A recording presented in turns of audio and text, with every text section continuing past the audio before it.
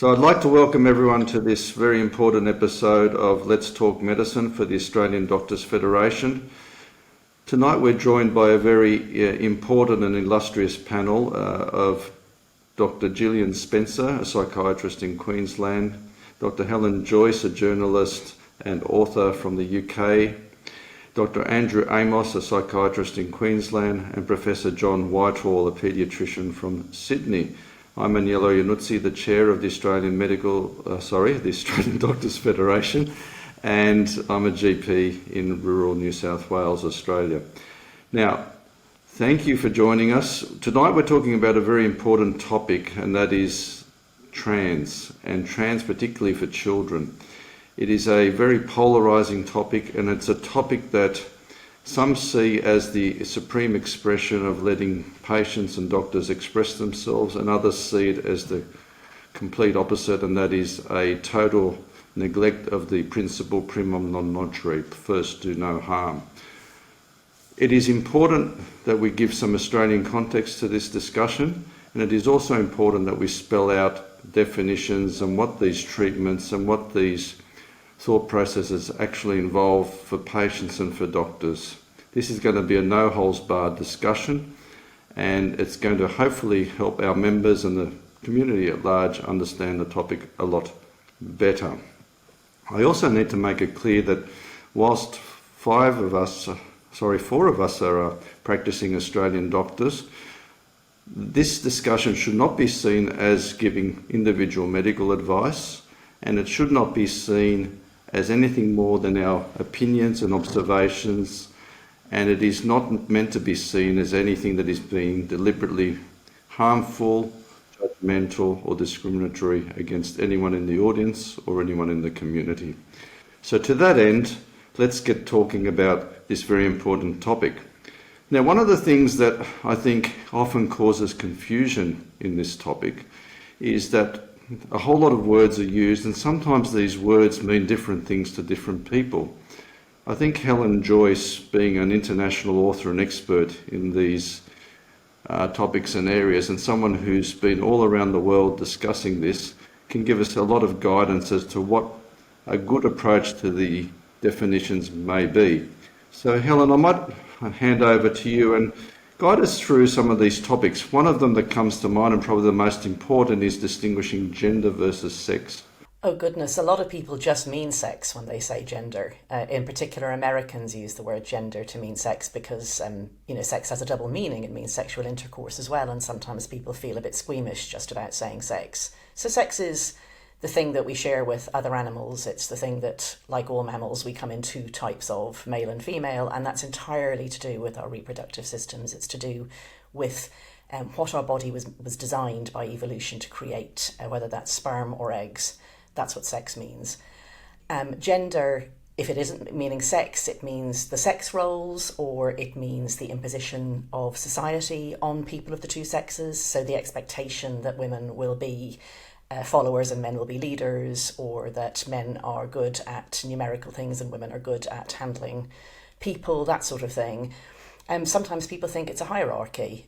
Anything that is coded female is inferior, and anything that is coded male is superior, and that could be gender too.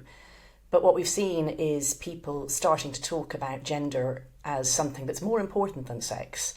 That in particular your feelings about your gender and your feelings about your identity to do with your gender have been, in the past, I would say, certainly 10 years, and maybe in some places the past 30 years, have been taken to override your actual sex, so that if you feel male or female, feel masculine or feminine, feel like a man or a woman, whatever feeling means in that context, then that's what defines you to be a man or a woman, rather than just the raw fact of which it was that you were when you were conceived.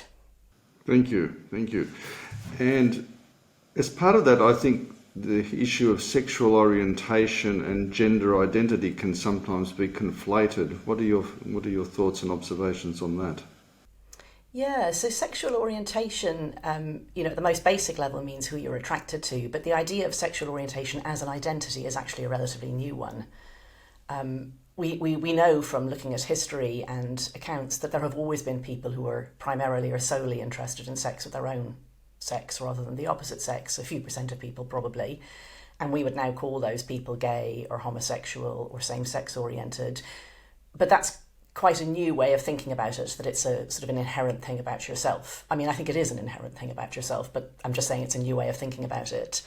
Those people are typically quite gender non-conforming in other ways, meaning that they have other things about them besides who they want to sleep with that are not so usual for their own sex. Obviously, the stereotypes about sex are just that, they're stereotypes, and people vary.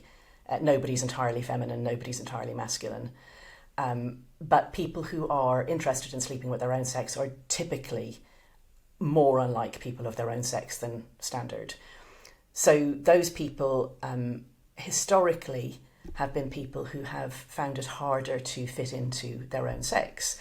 That, I think, is the connection. But gender identity as an idea is a much newer one, and I don't think it's one that would have made so much sense looking through history as sexual orientation would.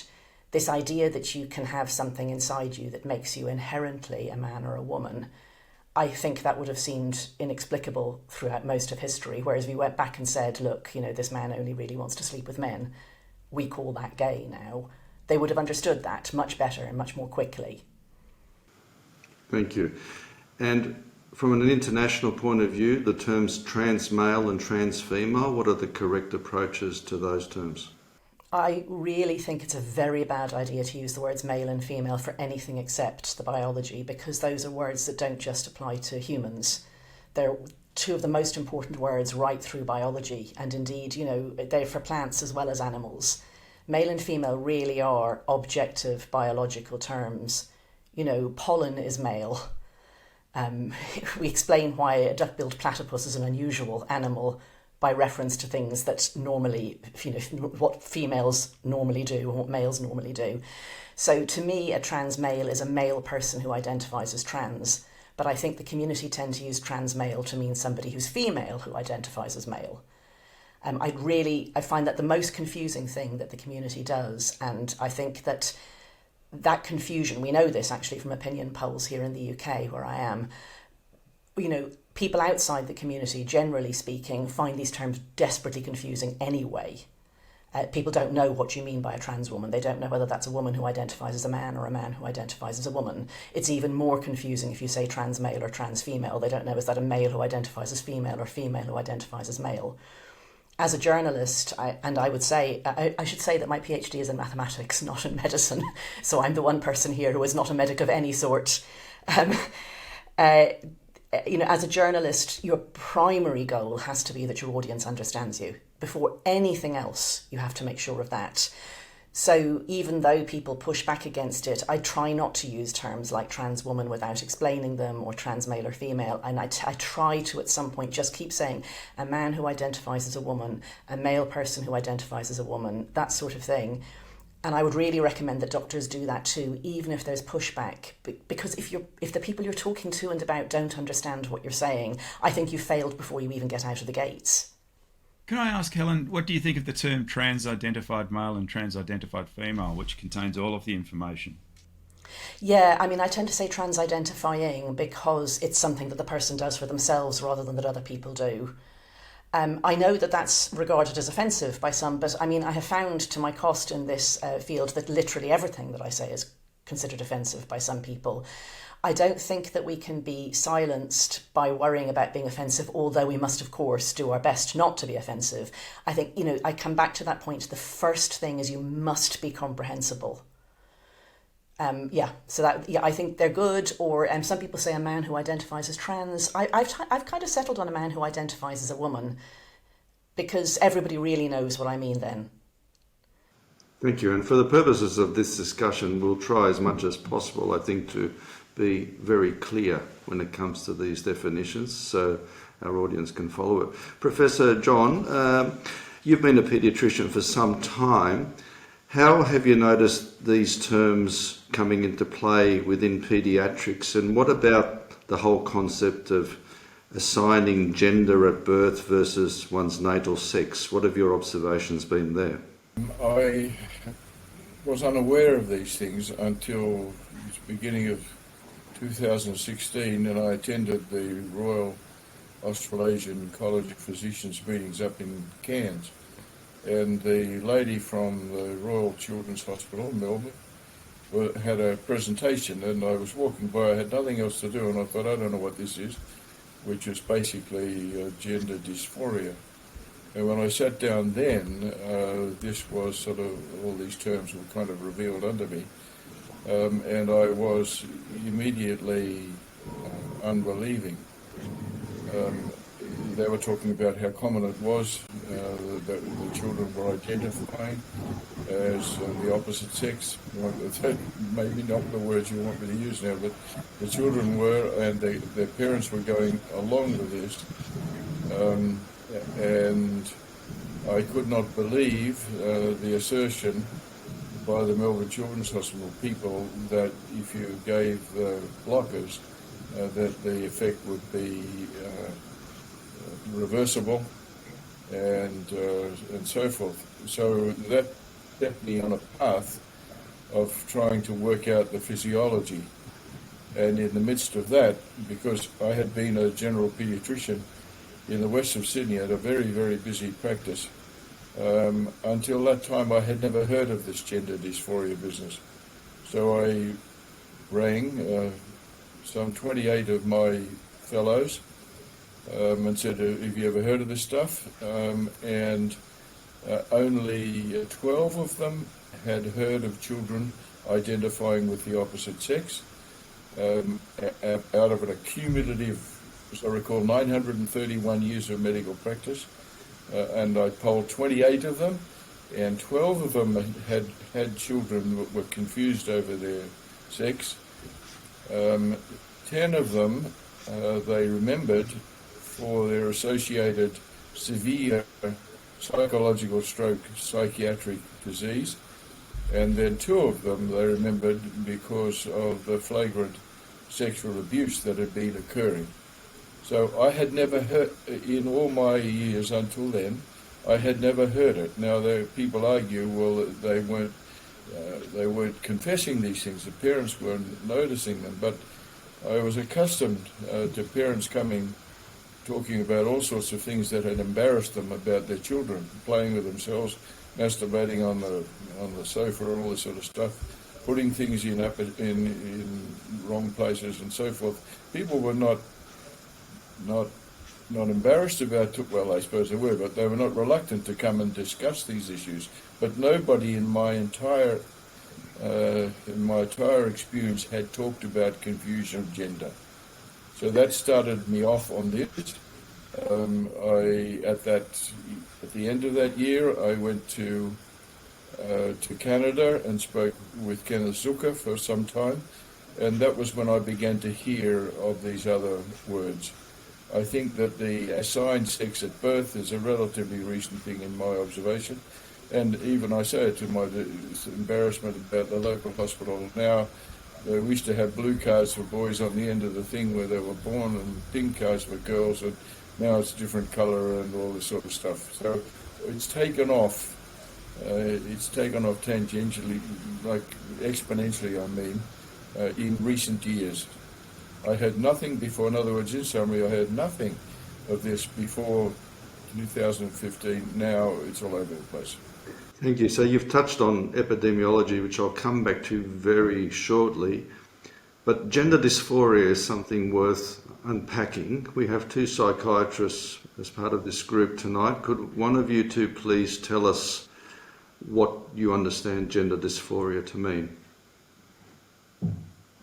Gender dysphoria, the criteria is set out, as with all psychiatric disorders, in either one of 2 manuals, the DSM or the ICD.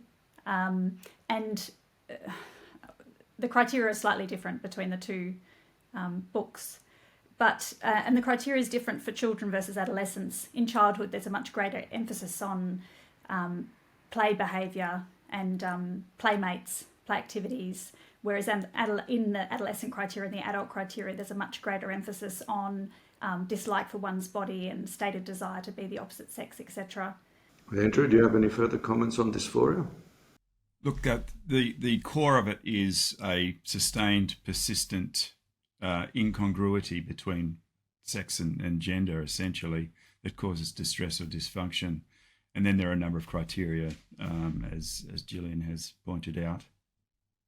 Can I add something there, which is that historically, like research over about a century now has shown that children in particular who are destined, shall we say, to grow up gay, like people who then later turn out to express that they're gay, are very much more likely to experience gender dysphoria than other people.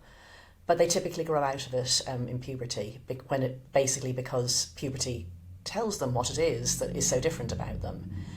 And even if they're not dysphoric, as in distressed, they're much more gender non-conforming. I mean, if you ask anybody who is old enough to have not had this educated out of them, who worked in, say, a boarding school, a boys' boarding school, could you tell which boys were likely to grow up gay? They'll tell you, yes, absolutely. And you're not 100% right, but you are pretty right. There is a certain sort of fey, swishy little boy who, with very great regularity, does turn out to be gay when he's older. Well, those boys, if you tell them that all of that means that there's really a girl inside, they'll start to get distressed about it and they'll experience gender dysphoria. Well, what's particularly interesting about that, of course, is that we don't have any ability to go from a gender dysphoric child and predict what they're going to be like in their 20s. So very different experience. I might just make a couple of other points about the diagnostic criteria, and that is gender dysphoria in the DSM and gender incongruence in the ICD are quite different in that gender dysphoria technically is a mental disorder, and ICD has removed, for the purposes of removing stigma, have removed the implication that it's a mental disorder at all. So it's a sexual function essentially, and that is a political move. The idea as well of gender assigned at birth is part of the gender dysphoria criteria rather than biological sex, and the purpose of that is an explicitly political purpose. If you define, rather than a biological reality such as sex, chromosomes, and then you describe it as assigned at birth, that then is a legal action that is taken by a doctor at birth, literally what you put on the birth certificate.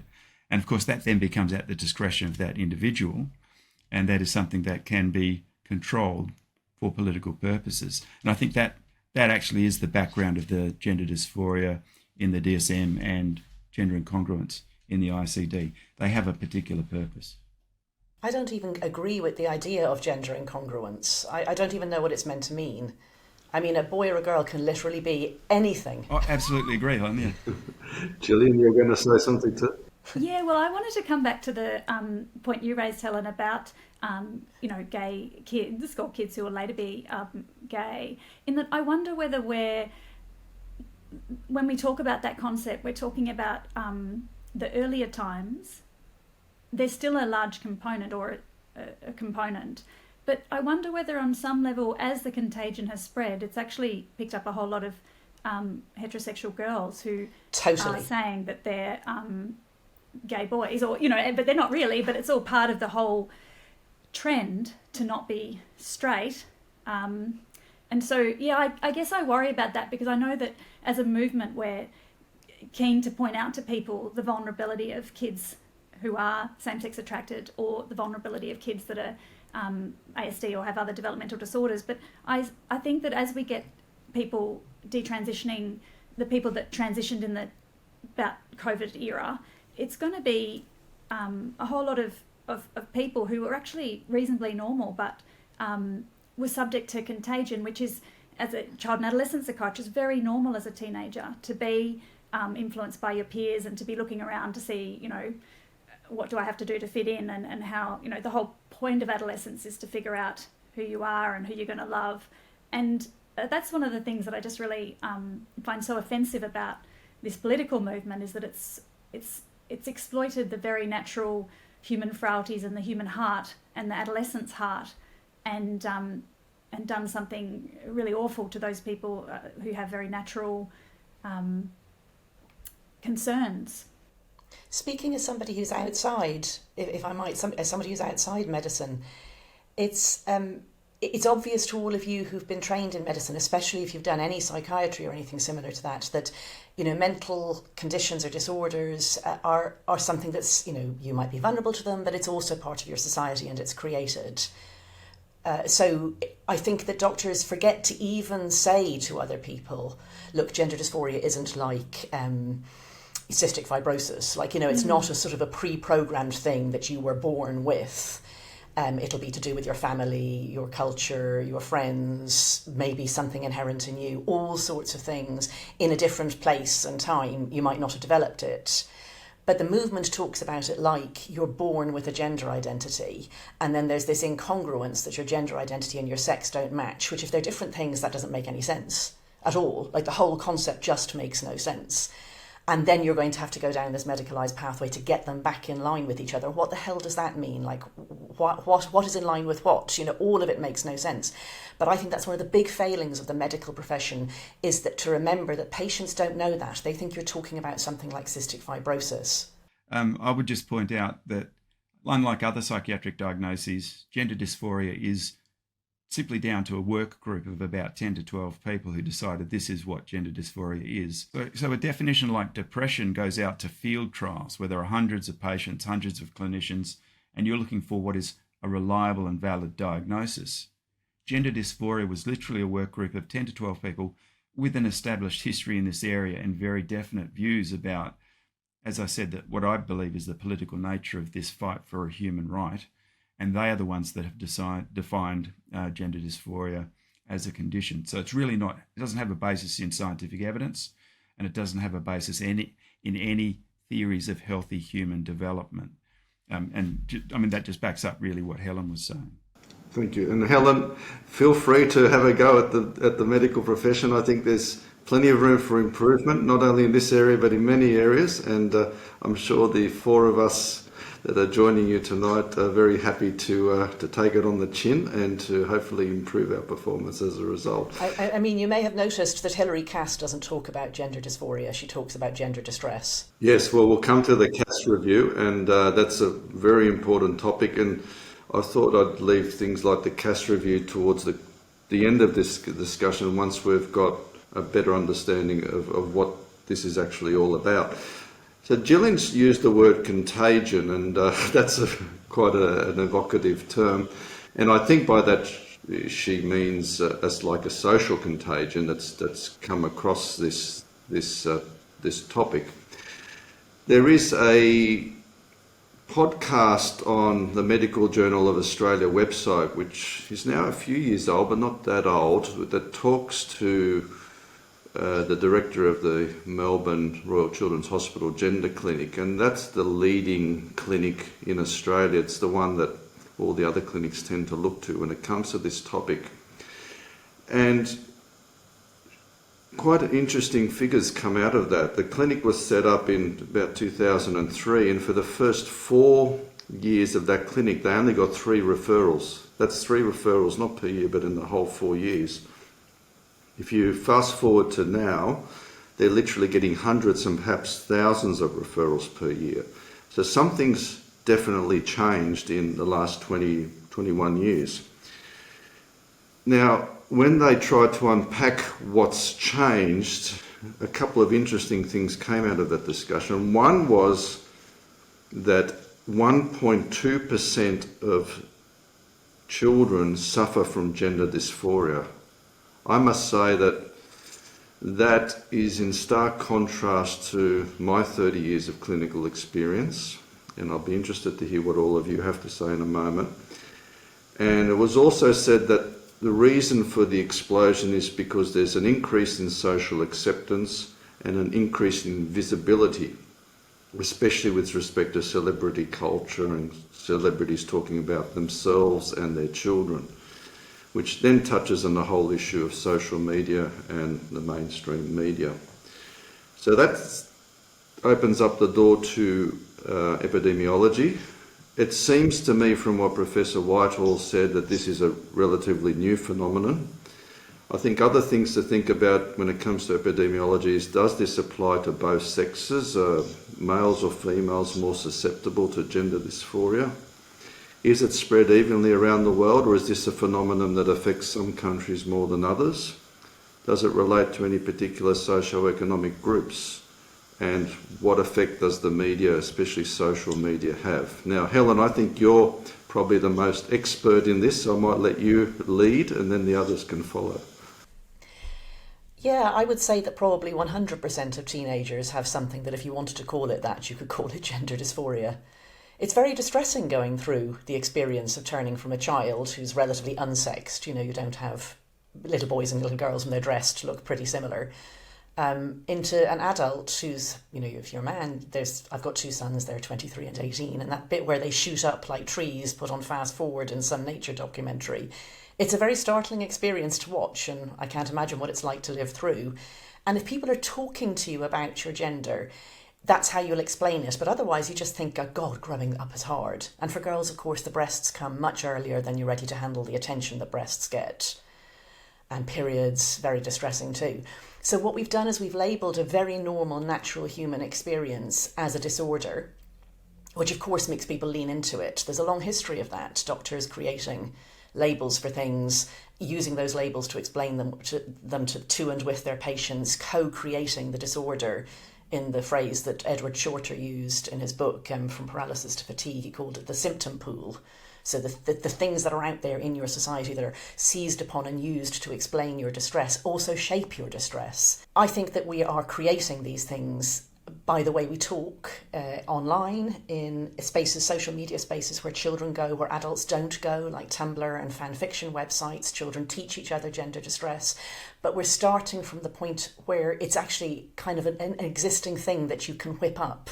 It's very easy. It's like depression or something. Human beings do get depressed, but you can make them more depressed by talking about it and by leaning into it. This is happening much more in the Western world. In 2018, I went for a reporting trip for The Economist, where I used to work. I was the finance editor at The Economist at the time. I went for a reporting trip to China, to Singapore and to Korea. And I went out for dinner with some local staff in our Shanghai office, and they were asking what I was doing in my own time, because I was starting to write about this issue in my own time. And the local people, our local staff, literally couldn't believe what I was telling them, that there was anybody who thought that it was possible to be a man if you were really a woman, or a woman if you were really a man, that children felt like this, like they had never heard such a thing in their lives. Their jaws dropped, and I think they thought I was playing an elaborate hoax on them. So I see this as something that came from America and spread through the American connected culture, primarily Anglophile, and it's working its way out there, as contagions do. If I can say one thing about the word contagion, I used that word all the time too, because I knew the history of social contagions. And then my editor said to me, you sound like you're saying that trans people are contagious, that they're like a disease vector, and that one trans person can make other people trans. And of course, that falls into the historic pattern of thinking that, you know, being gay is contagious, that a gay man can turn other men gay somehow. So I still use that phrase because it's a well-established phrase. There are social contagions and there are socio-medical contagions, but understand that one of the reasons that people prickle about it is because they think you're saying that trans people are a disease vector, and we're not saying that at all. Just on that point, though, I agree that it spreads through various media forums. But it's my impression from if you live in a smallish city that having the presence of a gender clinic through which children are going and changing also contributes to the contagion. As you get kids across the city who are doing this, drawing the attention of other kids, hearing about it, and then it becomes, as teenagers are so sensitive to something where you can be special, interesting and different. And so having a gender clinic doing what it's doing will feed the contagion. And I think we actually saw that in Brisbane too, when we had a specialist eating disorder service set up. The numbers exploded after the service developed with the high status of getting in there. Totally. I mean, Edward Shorter talked about the power of doctors. Like for 200 years, doctors have been the people who are the authorities on how the body and mind work. And with these conditions and these somatizing conditions where they're very real, of course, like, everybody listening to this who's a doctor knows we're not saying people are putting it on or faking it. People really experience the physical conditions, but the origin is mental. So with these conditions, the specifics of how you experience them and express them on your body is co-created by doctor and patient. And he wrote this book in the 1990s, before social media took off. And now social media is a huge vector as well. But it's still the case that the big authority figure is the doctor. If a doctor tells you that you experience something in a certain way, there's nothing more powerful. And that's for good or ill. So one of the stories I tell in my book is of a girl who, when she was 18, she got diagnosed with gender dysphoria. She's lesbian, she's a very gender non-conforming child. She had very severe eating disorders as a teenager. She was bullied a lot. She was in and out of hospital. She nearly died. And then she fell upon the idea that she was really a boy when she literally looked up to see if she could get her breasts cut off for reasons to do with her anorexia. And she found herself in trans websites, and a week later she decided she was really a boy. So I interviewed her for my book. Her story is very sad, really. She was, by 21, she had her ovaries and her womb removed, and she was on testosterone at 18. She detransitioned when she was 23, when she started to look up, like, why do I still feel so bad about my hysterectomy? And she found herself in websites where women who've had cancers and endometriosis support each other, and they were lovely to her. And then one day she thought, how does an operation that only a woman can have turn me into a man? And her brain kind of exploded, and she bounced all the way back to, this was all nonsense, this was a terrible explanation. Anyway, after my book came out, she was visiting London, and I had lunch with her. And I told her that a friend of mine, who was a little bit younger than me, I'm 55 and my friend's about 45, was telling me about how anorexic behaviours went through her school when she was a teenager. And they had a session on eating disorders and how to recognise them and to watch out for them in their classmates. And they watched this video, and in it mentioned that some girls use a toothbrush. They put a toothbrush down their throat to make themselves vomit. And she said to me, within a week, there were 12 girls in my class using a toothbrush to make themselves vomit. And this girl sitting on the other side of the table from me, like, her face kind of went red, and she started to cry, like the tears came in her eyes, and she looked at me and she said, but that's how I make myself vomit. So that behaviour was spread by that public information video that was made with good intentions, led no doubt by doctors, and there that meme spread out, and thousands, tens of thousands, hundreds of thousands of girls have harmed themselves that way. And I guess I start to wonder how much the trans movement crosses over with a product, in that we've all bought that, miracle cream when we've felt, like we're looking haggard. How much it becomes, humans are so vulnerable to looking for a solution when they've got a problem. I mean, it's a real strength of our species. And then this is a product which takes you all the way from childhood through to adolescence, or from adolescence into adulthood, at a time when you exit out of child services, so we can start kids on it and never see them again, never see the outcome. It seems a bit commercial, although in Australia there's no particular commercial incentive for doctors to prescribe, but it has that same flavour for me of someone with a problem seeking a solution and then embarking on a pathway. Okay. Professor John, do you have any observations or thoughts? Earlier you mentioned how it's relatively recent, but within your clinical practices, how often are you seeing this now compared to years ago? And maybe tell us how such patients present to paediatricians nowadays. I had before, and I might add it now. In my initial conversation with Zucker back in 2016 or so, it was boys who were presenting. And it was the parents who were saying, we think he's, and in particular the mother. I couldn't believe that at first. I thought, surely it's not a mother. But he was emphasizing, he said, you just should read our literature on the matter. And the boys were effeminate, as some of them.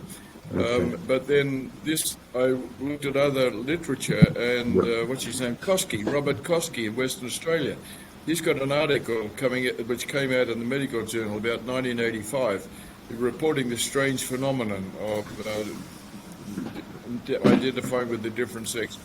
And 7 of them were little boys whose mothers had decided that they were girls. And he put them into the hospital, which you can't do any these days, and they mixed with everyone else. And with the rapid shine, they were back identified with boys, and they wear the dress and whatever.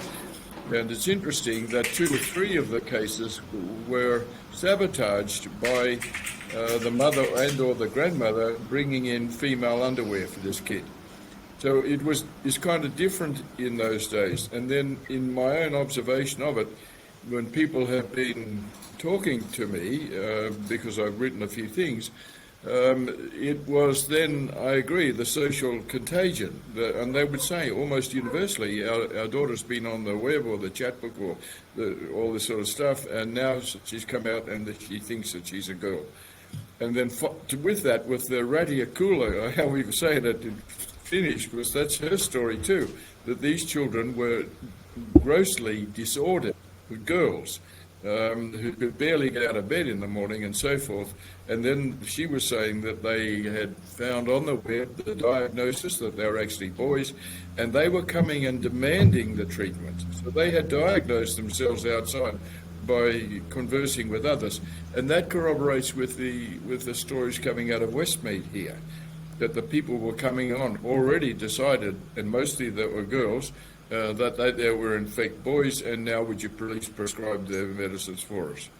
So that's all I have. That's my only comments on it from before, and it's all come about in my recent lifetime. One of the difficulties for people outside the gender clinics, the public gender clinics, is they're fairly tight about what they will say to other people. They know that the more scrutiny they get, the less people like what they're hearing. But what we do know is that there are fairly solid networks, particularly GPs and psychologists, that funnel people towards the clinics. I mean, none of these figures are official. We don't even have official numbers of the kids being seen by these clinics. So I did a paper based on some freedom of information requests by New South Wales MP, and that was the only way we could get the actual numbers for the gender clinics in Australia. So it's almost impossible to know exactly how people are coming in.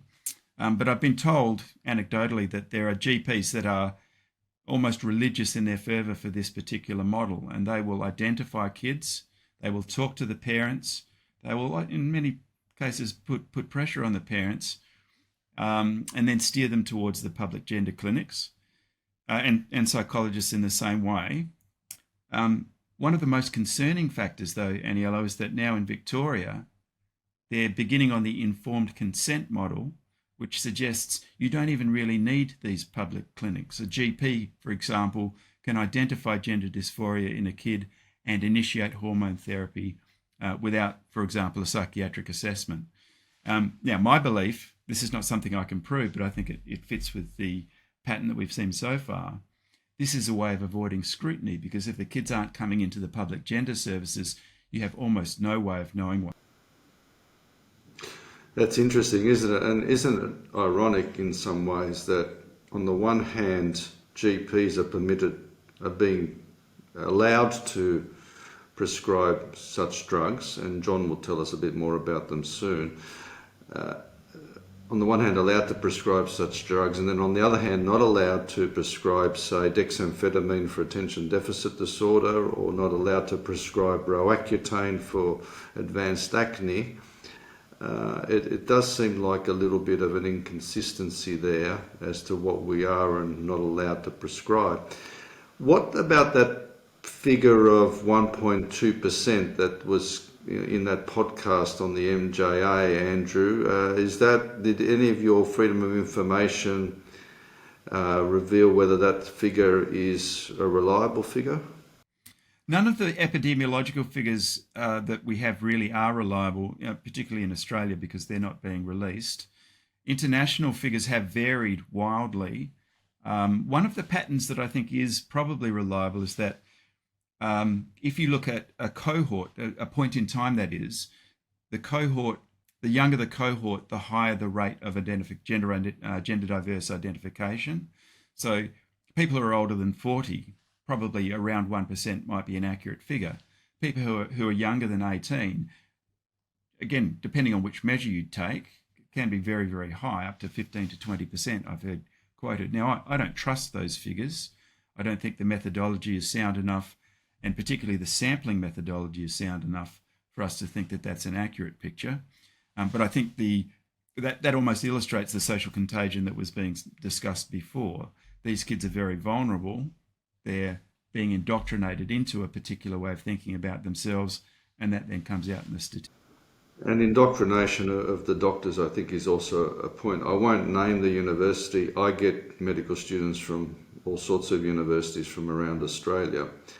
And I do remember, I do observe that out of one particular university, the gender teaching is such that these students are encouraged to probe into a medical history and bring up this topic with children and almost push them towards this way of thinking. And to me, it distorts the classical approach to taking a history and an examination, particularly from a child who's a very vulnerable patient.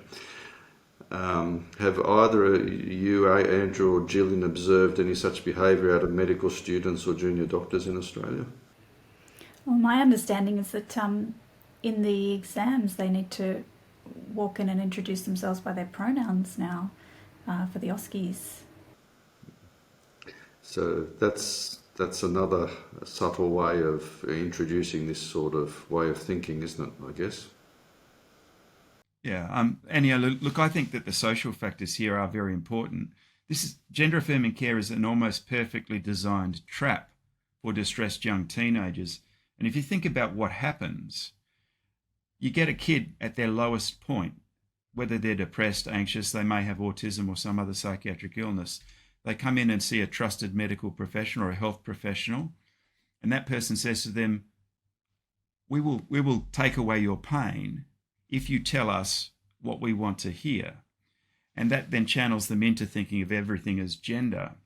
And on the other side, if they stop saying, well, this is because I have a gender diverse identity, I want to be a boy but was born a girl, they then lose all of that social unconditional positive regard is what we call it, but it's really just social reinforcement. Okay, so you Andrew and Jillian, both psychiatrists. Let's go into a bit more doctor mode now. A child presents with or without the parents or carers, depending on the age, I guess, and says, well, I'm not sure that my assigned gender is really what I identify with. How do you as psychiatrists distinguish that from a delusion? How do you distinguish that from just a fertile imagination? How do you distinguish a lack of acceptance of one's gender as opposed to, say, a lack of acceptance of one's species? You get children presenting who identify, say, as animals. There are many examples now of children going to school expecting to have a dog kennel or a cat litter or something like that set up. And how do you distinguish from a child who's identifying as an inanimate object, say someone identifies as a statue or something that's not even alive? So as psychiatrists, talk us through those different levels of clinical concern. Well, it's lucky in child psychiatry in that we get very few psychotic kids. So prior to adolescence, it's exceptionally rare, and the occasional child that comes through with psychosis wouldn't normally present with a single idea with preservation of their otherwise mostly preservation of their function. So kids, if they become psychotic, tend to be quite disorganised, but once again, that's exceptionally rare. In terms of what it is, it's not a delusional belief, it's an overvalued idea, which I guess is an idea that because of its associated feeling tone is gains prominence and keeps that prominence over time. So once again, it's an idea that becomes preoccupying for the young person. And there's lots of reasons. What I find is, I think the question before was, how do these kids present? And I think the answer is that they're all unique. They've all got a unique combination of factors contributing to what they're going through. And why does this idea become so prevalent for them? Well, it could be to do with an idea that they've got that prevents them thinking about something else in their life that's very difficult. It could be a solution in terms of their relationships and connections. It could help them avoid facing something difficult that they've been through in the past. It could be an explanation for why they felt they never fitted in. I think that there's so many reasons why a young person can come to this idea and stick with it. And I think it's really incumbent upon us to take the time to understand that uniqueness. And Yellow, something that comes more and more as I think about this is I think there's an unspoken and, I have to say, very dishonest feedback loop between the medical profession and what we might call, law, policy, but in particular to do with education when we're talking about children here. So a child goes to a doctor and, whether that doctor is fixated on this idea or suitably open-minded and focused on doing no harm, if it is even possible for the doctor to consider saying to that child or even to an adult, you have gender dysphoria and I'm going to do a differential diagnosis and I really think that you're the person who will benefit. Benefit from what, right? So that this is the rare person who really is so gender dysphoric and it's so fixed and it's not going to be curable in any other way, that this person really does have to present as a member of the opposite sex.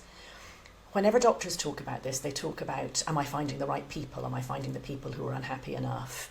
Yes, there are going to be major downsides to this, but there might be major upsides, but they never think about everybody else. They never think about the fact that you cannot say to a boy or a man, I'm going to give you a doctor's note that says that everybody else in society must treat you as if you're a girl or a woman. Because when they do that, they destroy other people's human rights. And doctors have been doing that in this field, specialist doctors have been doing that in this field since the 1970s. They have literally been writing men notes to show to women in public toilets and changing rooms, to give to their employers saying, I am under doctor's orders, I am really a woman inside, my doctor says I have this diagnosis, it used to be called other things, now it's gender dysphoria, you must let me into the women's toilets and changing rooms, you must tell the women and men I work with that I'm really a woman and they must call me that, you must excuse me from the standard uniform rules and let me wear the opposite sex's clothes. Doctors never had that authority.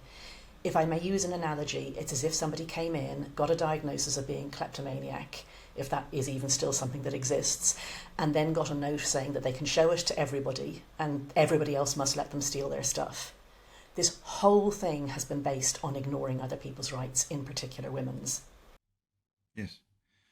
Look, I know this is away from the topic we were talking about, Aniela, but I think it's really important.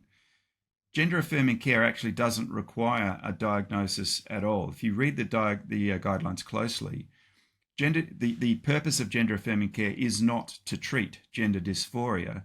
It is to affirm a self-reported gender identity. And that is a political goal. It's not a medical goal. So, for example, the clinical guidelines for gender dysphoria in kids in Australia doesn't have any outcomes, any measurable medical outcomes. So you can be a transgender boy, trans-identifying male one day, and just a female the next day. That is not a treatment failure according to gender affirming care. Now, to me, a detransitioner, someone who goes through the full gamut of transition all the way through hormone therapy and surgery and becomes infertile as a result, for example, one of the side effects that can happen, and then returns to their original gender identity, which is consistent with their sex, that is a catastrophic treatment failure. But to gender affirming care advocates, that is actually two treatment successes. There's been a success when they have chosen to go through hormone therapy and have their genitals cut off to affirm their gender. And there has been another success when they have detransitioned and returned to their original gender identity. That is a literal interpretation of gender affirming care. It is to affirm the self-reported gender identity. It is not to treat gender dysphoria. And of course, the Cass Review has just shown us that gender affirming care does not improve mental health or improve general health. And just on what you're saying there, Helen, I think it is broader for doctors in that for a long time we've been asked to do things that have major societal impacts. And it comes down to, I think it's the CanMed criteria, but as a profession, not just psychiatrists, but doctors, we're required to be advocates for the individual patient. That's considered part of our role. And so we're forever being asked to provide letters for various benefits or housing. I understand that, really but this is a letter saying, relationship. this is a letter saying other people's human rights must be set at naught. There isn't anything else like that. So we've been looking here in the UK for the past 2 years. The government has been trying to write guidance that it started for schools, but it started off by calling guidance on trans children. And then they understood, there isn't such a thing as a trans child, if by that you mean a child who is likely or almost certain to go on to identify as trans in adulthood. So then they changed that to gender distressed. And what we, and like the group that I work for, Sex Matters, and other campaigners have, with some success, managed to persuade them of is, it's not about just that child, it's about every child in the school. Schools are rules-based environments where safeguarding is meant to come first, where everybody has a sex. They're either male or female. That sex is relevant when you're trying to decide both on school rules and on keeping the children safe. And what you're asking is, if I have a child who wants to count as an exception to those rules, a boy who wants to count as a girl, or a boy who wants to count as neither a boy or a girl, and same for girls, can I accommodate that? And the question isn't what people thought at first, which is maybe we get the doctors to give us a diagnosis. That was what the original idea was, like, we'll only do this for people who've got a diagnosis. But it doesn't matter whether a boy has a diagnosis saying he's really a girl, for the girls whose changing room he wants to use. It's irrelevant. So if the school says, we cannot, under any circumstances ever, for even one child in this country, and no matter what doctors say that a boy can go into the girls' changing rooms, say that a boy can play in girls' sports, then that has to feed back to the doctors, so that when a child comes in and says, I'm very gender distressed, I think I'm really a girl, I fulfill all the criteria, the doctor can then say, I hear you, you do fit the diagnostic criteria, but the school isn't going to go along with it because they can't, because guess what, you're not the only human being in the world. There are other children in that school too. And then I think that doesn't, I think there's this loop. Doctors tell the kids it's okay, the school thinks, oh, it's under doctor's orders, we must allow it. Because it's allowed, people can go to their doctors and say it's allowed, give me the piece of paper, now I'm one of the people it's allowed for. Someone has to stop this. Someone has to say other people have human rights too. Going back to the diagnosis question and how do you differentiate gender dysphoria from what would be delusions, the real test of delusion is whether it's something that the person can analyse, that they can understand. And for example, if you have a very strong belief that you are Jesus, but there's all this evidence in the world that is not true, if you continue with that belief, that would be a delusion. If all of that other information counters that information and you come to the correct realisation, well, I'm just an ordinary man, then it may have been an overvalued idea or some other cognitive distortion. This is a perfect example of how you would differentiate between a diverse gender identity and what is a delusional strength. If a child is understanding that they would prefer to be a boy, even having been born a girl, but that nobody else is willing to go along with that, then that is not a delusion. If they persist with this idea that they are a girl and there is nothing different between themselves and a girl that was actually born with XX chromosomes, then that would be a delusion. I've just done a tour around Australia with a detransitioner called Chloe Cole, who's an American. And as part of that, we've been talking with the MPs in each of the state parliaments, and they've all had the same answer, which is, I agree with you, I think this is terrible. I have one vote, and the left has this stitched up. And if I speak up about this, I will not get re-elected, and I will have affected no change, which is very similar to what doctors say about this. And I'm just wondering if you have ever heard an effective answer for that. Yeah, so I often get asked some version of this story whenever I'm talking to people abroad. They always say, like, why TERF Island? So TERF is TERF, it's trans-exclusionary radical feminist. And I mean, I'm not trans-exclusionary, I'm not radical, and I'm clinging on with my fingernails to the word feminist. But it's TERFs are meant to be people who don't believe that men can become women, which is basically nearly everybody. So it's a stupid label, but it's what people have started to call the UK from abroad, because the pushback has been much more effective here than elsewhere. And I think it's multifactorial, and I definitely don't think it's because doctors showed more leadership here than elsewhere. They absolutely didn't. I think Brexit, funnily enough, was a factor, because it distracted the whole political class for several years from absolutely everything else at around the point that other places people were putting gender self-ID into law, for example, in my own home country, namely Ireland. So there was this sort of period of sort of 5 years in which people were getting conversion therapy bans. I hope everybody listening to this knows that conversion therapy is a misnomer. And we'll unpack conversion therapy a bit later in Yeah. this conversation, please. I just have a rule with myself never to say something about conversion therapy without saying straight away after it, so I can't be clipped out by malicious people on the internet to suggest that I like the idea of torturing people out of being gay or something. Anyway, so our political class was completely distracted for several years and didn't push through either gender self-ID or conversion therapy around the time everybody else did. And it takes you a minimum of 20 years to get rid of a bad law, so it's much better to pull it back before it gets out the gate. It's the size of the UK as well. Ireland's too small. Like, the campaigners there can't find things they need, like a barrister who'll act for them, or a specialist in media or publicity or whatever. The US is too big. I think you're too big as well. Very hard to travel, very hard for women to meet. So it's Goldilocks, the UK. And then the exact timing in 2018, when the political class was still very distracted by Brexit, Theresa May, Conservative Prime Minister at the time, tried to bring in gender self-ID, and it was the left that organised. So in the US, it's become very polarised because people think, left-wing people understand that this is the civil rights movement of our times. Right-wing people who are anti-abortion, want women back in the kitchen, hate homosexuals, they also hate gender diversity. Whereas here, left-wing secular abortion campaigning, women's rights campaigning, union members arranged to fight back against gender self-ID. So it stopped that labelling of it as being a left-right issue, a polarised issue. Doctors were just sitting there doing nothing. The gender clinics handing out puberty blockers, hiding their research, GPs saying nothing. If you talked to GPs, they'd say, I know this is bad, but they were continuing to go along with it. So no, they just followed, and all the professional organisations signed up to the conversion therapy, the training, all of it dreadful.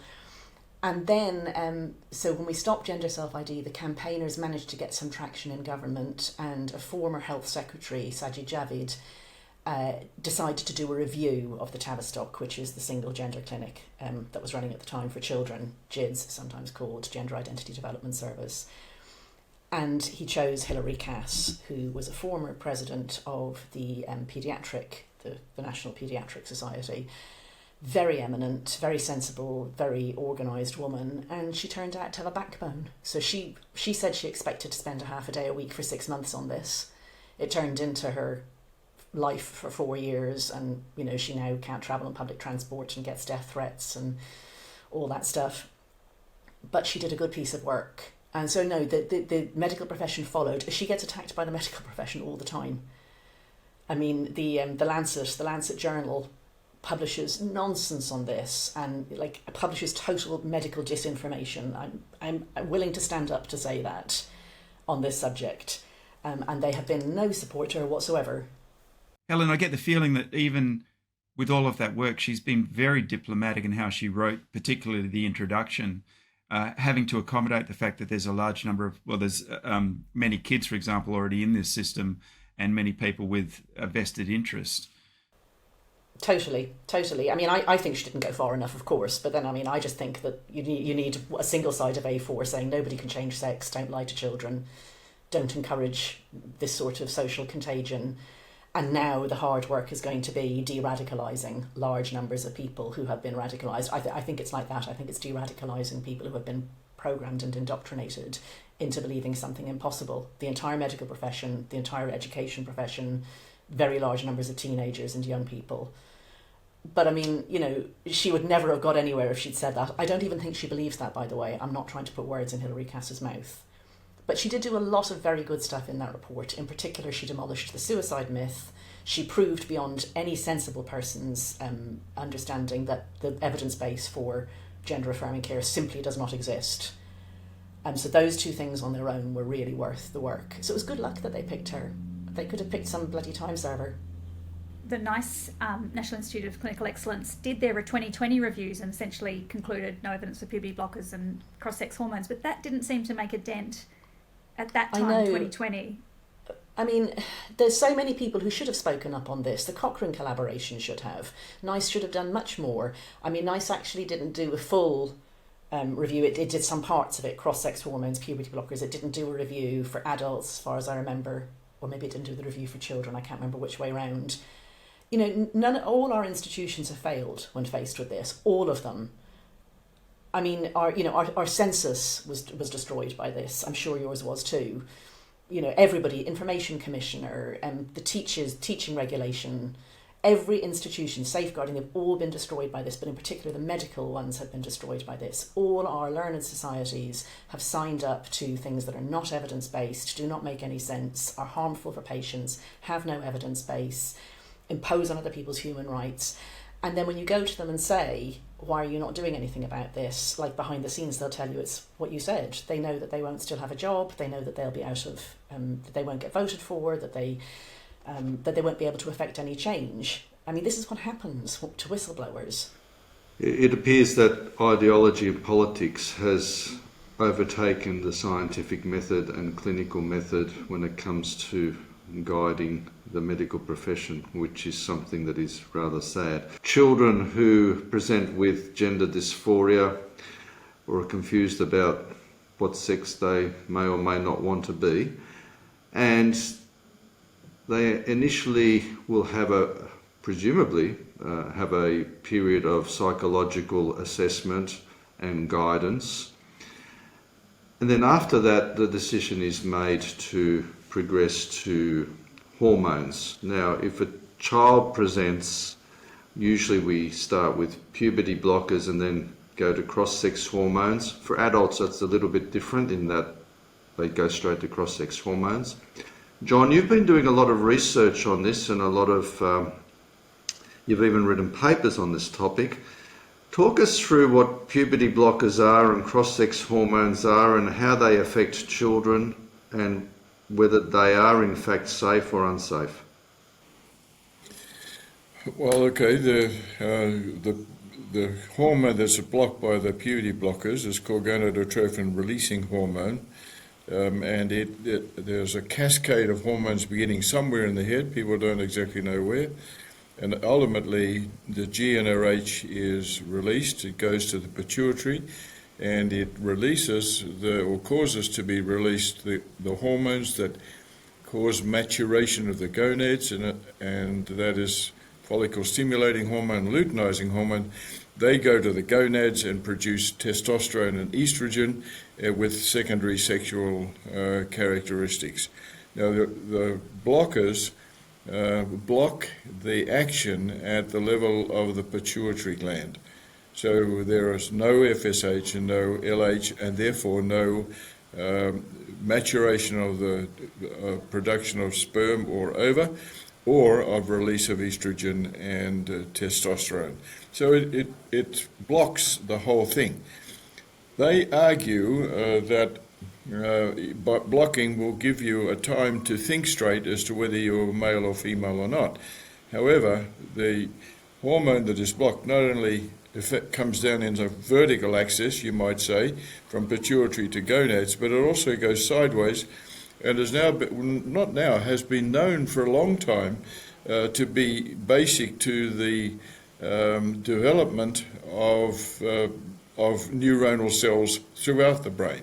There are receptors for it throughout the brain. This has been known since the 70s when the whole hormonal structure was worked out. So it goes sideways, and in particular it goes to the limbic system. Not only is it presumably in the cerebrospinal fluid and then floating around to some areas, but there are direct synaptic connections between its center and out into the limbic system. What's the limbic system? It controls motivation, where you are, self-identity, and is involved in sexualization.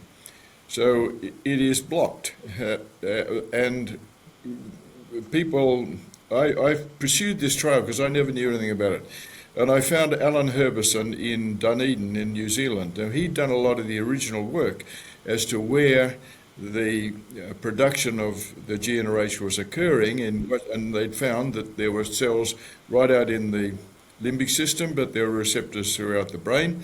And then I said to him, well, what happens if it gets blocked? And he said, I tell you what, you better talk with Neil Evans, who's in Scotland at the veterinary school in Glasgow.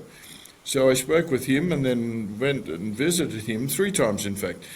So they have shown that if you block this system in the sheep, not only has it become a unicoid, but it affects the limbic system, and the limbic system is hypertrophied. And what now?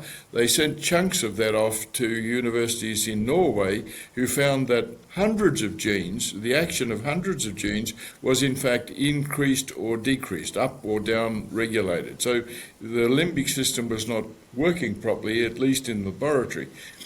Back in Scotland, they looked at what happened to sheep then, whose hormones are blocked, and they found that they were much more emotionally labile.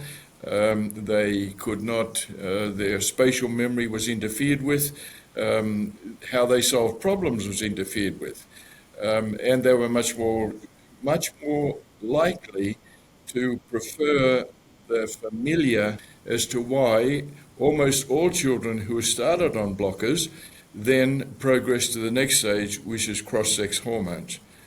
Was there any other species? Yes, rats have been shown that too, funnily enough. If you block them, then they prefer the familiar. In other words, you let them loose and they don't go foraging around and things like this. They stay in a group. There's a kind of a fearfulness about it, and they don't go looking for new things. If you extrapolate that to the child on blockers, you have interfered with the limbic system, which is going to coordinate and give him a world view and so forth. But also, if you've already started to affirm the child socially, then you block him, you are causing this fearfulness, that's presumably what it is, and resistance to change. And the child has been identified by all the power structures in its life. Yes, you are a girl. And the fearfulness factor that I think gives the biological underpinning as to why they go on to the next stage, which is cross-sex hormones. So there's this interference with the way the child thinks and views himself, but there's also an effect on sexuality.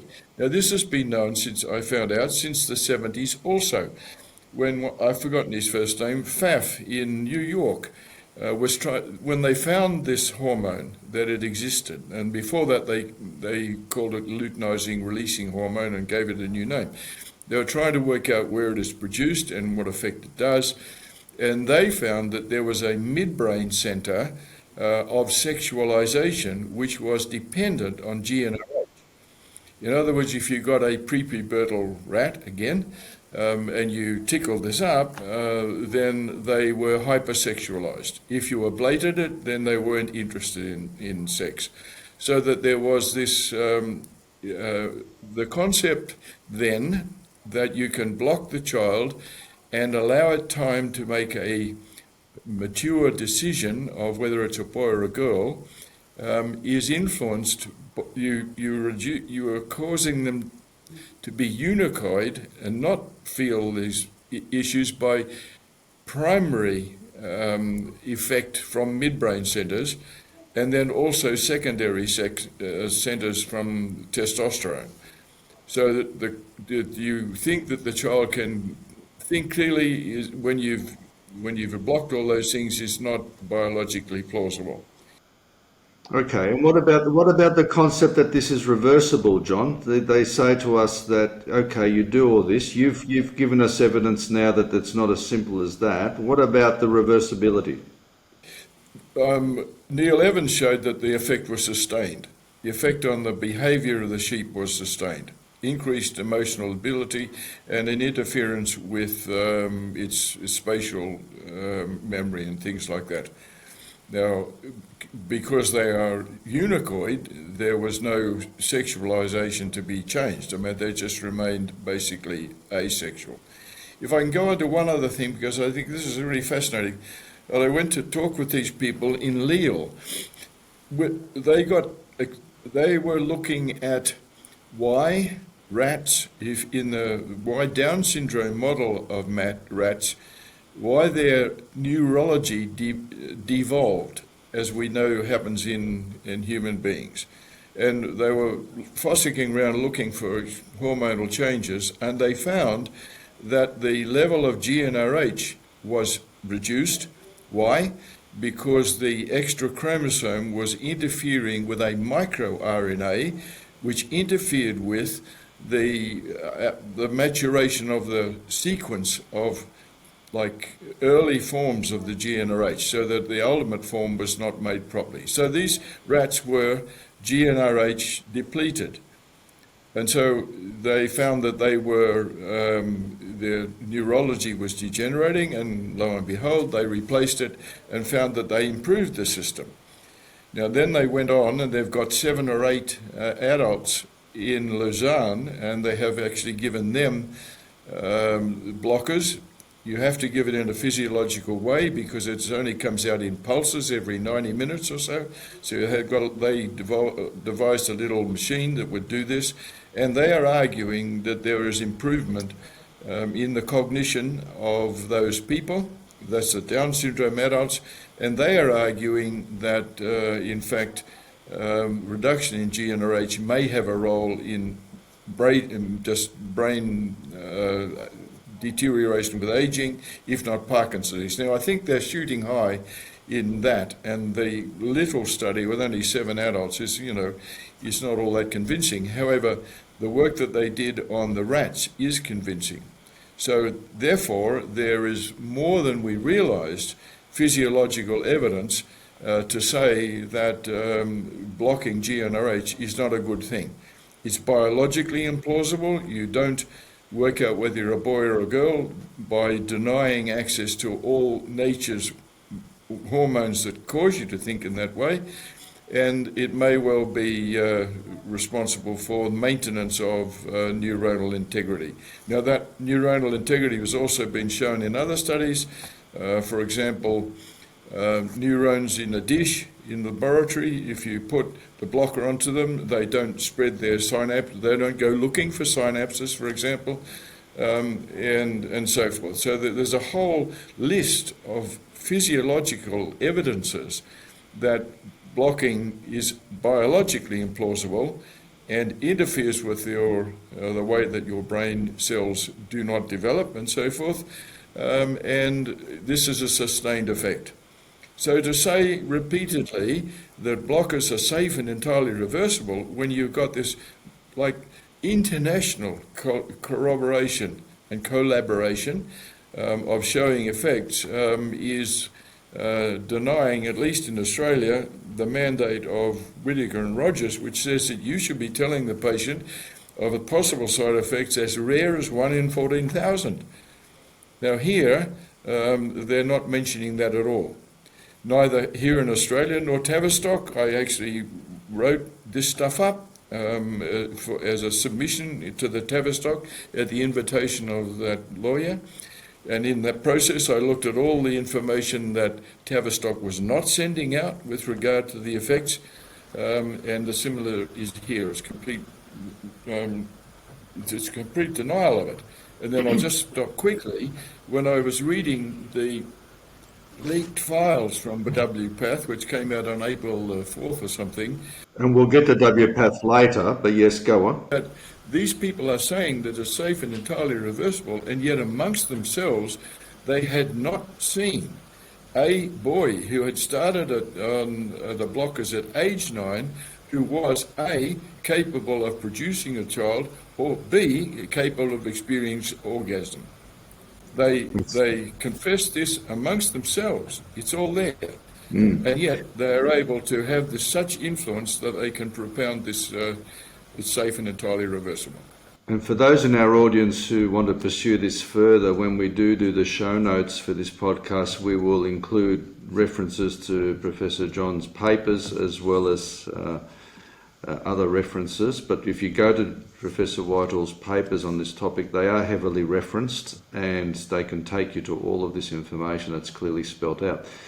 John, thank you for that. I think you've certainly put enough doubt in anyone's mind that blockers are certainly not safe and certainly not as easily reversible as what the marketing or the party line may suggest. Now, what about cross-sex hormones, John? Can you go on to those and explain to us what effects they have on kids? Well, we don't know. Nobody knows. And I'm speaking confidentially here. Neil Evans and his people up in Glasgow were going to do the next thing, which is, well, okay, we've proven the problems of the blockers, now we'll give them cross-sex hormones and see what happens to their little brains. But they were refused the funding for that. And nobody else has done that. And nobody else has even, it hasn't been done on the growing brain of an adolescent. So we don't know. So what do we know? Well, there's a lot of articles out there that but the most concerning, I suppose, is that by Hulshoff-Poll, and there's another group coming out of Spain, basically the same results. But if you put a male brain, an adult male brain, on estrogen, it shrinks at a rate 10 times faster than aging after only 4 months. So those are independent studies with the same conclusion. Why? Well, they've looked at it, and maybe the estrogen be overwhelming the system gets broken down to a catechol estrogen compound, which is damaging to the cell. But nobody really knows. What happens if you put a woman on testosterone? Well, some of the layers, in fact, increase, but there are other. Remetti and others have shown that there is a damage to white cells. And in any case, in the earlier ones, which is Poles and the other one, they have shown that the ventricle increases in size. So something has to have shrunk for the ventricle to increase in size. Others have shown that not only effect on the grey matter, but not on the cortical grey matter, but also the grey matter deep inside, which is effectively the limbic system and others. So it's disordered. Now, you cannot say that these things are, I mean, these have got demonstrable effects. And you can imagine the fuss if on one of the COVID vaccines has been shown to shrink your brain at only 1% faster than aging, after 10 years, there would be a hell of a fuss. But here, these guys on MRI studies before and after it have shown a rate of 10% after only 4 months. Nobody, and they don't mention these. I had written about this stuff, and it came up in a court case in, I don't know, Melbourne or somewhere.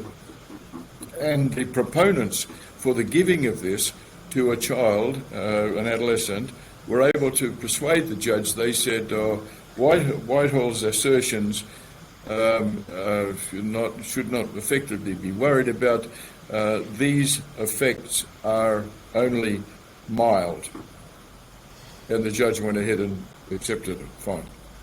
Subtle was the other word they were used. This is a subtle effect. To only 10% after 10 months, 4 months is a subtle effect. And the judge went for it. Okay, so a child goes from blockers to cross-sex hormones, and then for those who are so inclined or so directed, surgery is suggested. John, you've also talked about this in your papers. If you read some of the websites from gender clinics, they talk about bot and top and bottom surgery and all make it sound like it's a fairly simple affair. I don't think there's enough description of what exactly happens, and there's certainly not enough description about the pros and cons of surgery and aftercare and complications. I guess, well, I would hope that there's more exploration of that when these patients see the surgeons themselves. But can you give us an overview as to what happens in each of these surgeries? And keeping in mind that our audience is a medical audience, so feel free to describe it properly. The best place to learn about this sort of stuff is, in fact, the leaked files of their private discussions, because here they're caught on a they're caught on their own petard in a way, because if the idea for a boy who wants to become a girl, or according to his parents, this is the other issue, you need to block him before his stature changes. In other words, you want shortness to pass as a woman later on, and you don't want big hands. So that's the argument, is to give it early. Now here's the problem. If you give it early, you stop the production of sperm. So therefore that's why they've never seen anybody who is capable of it. But what you also stop is the growth, the external growth of the genitalia. Why worry about that? Because if you're going to make an artificial vagina, you don't have enough scrotum to invert, and you don't have enough skin on the now sort of smaller unicoid penis to be able to swing in to try and increase the depth of that pseudo vagina. That's the first thing.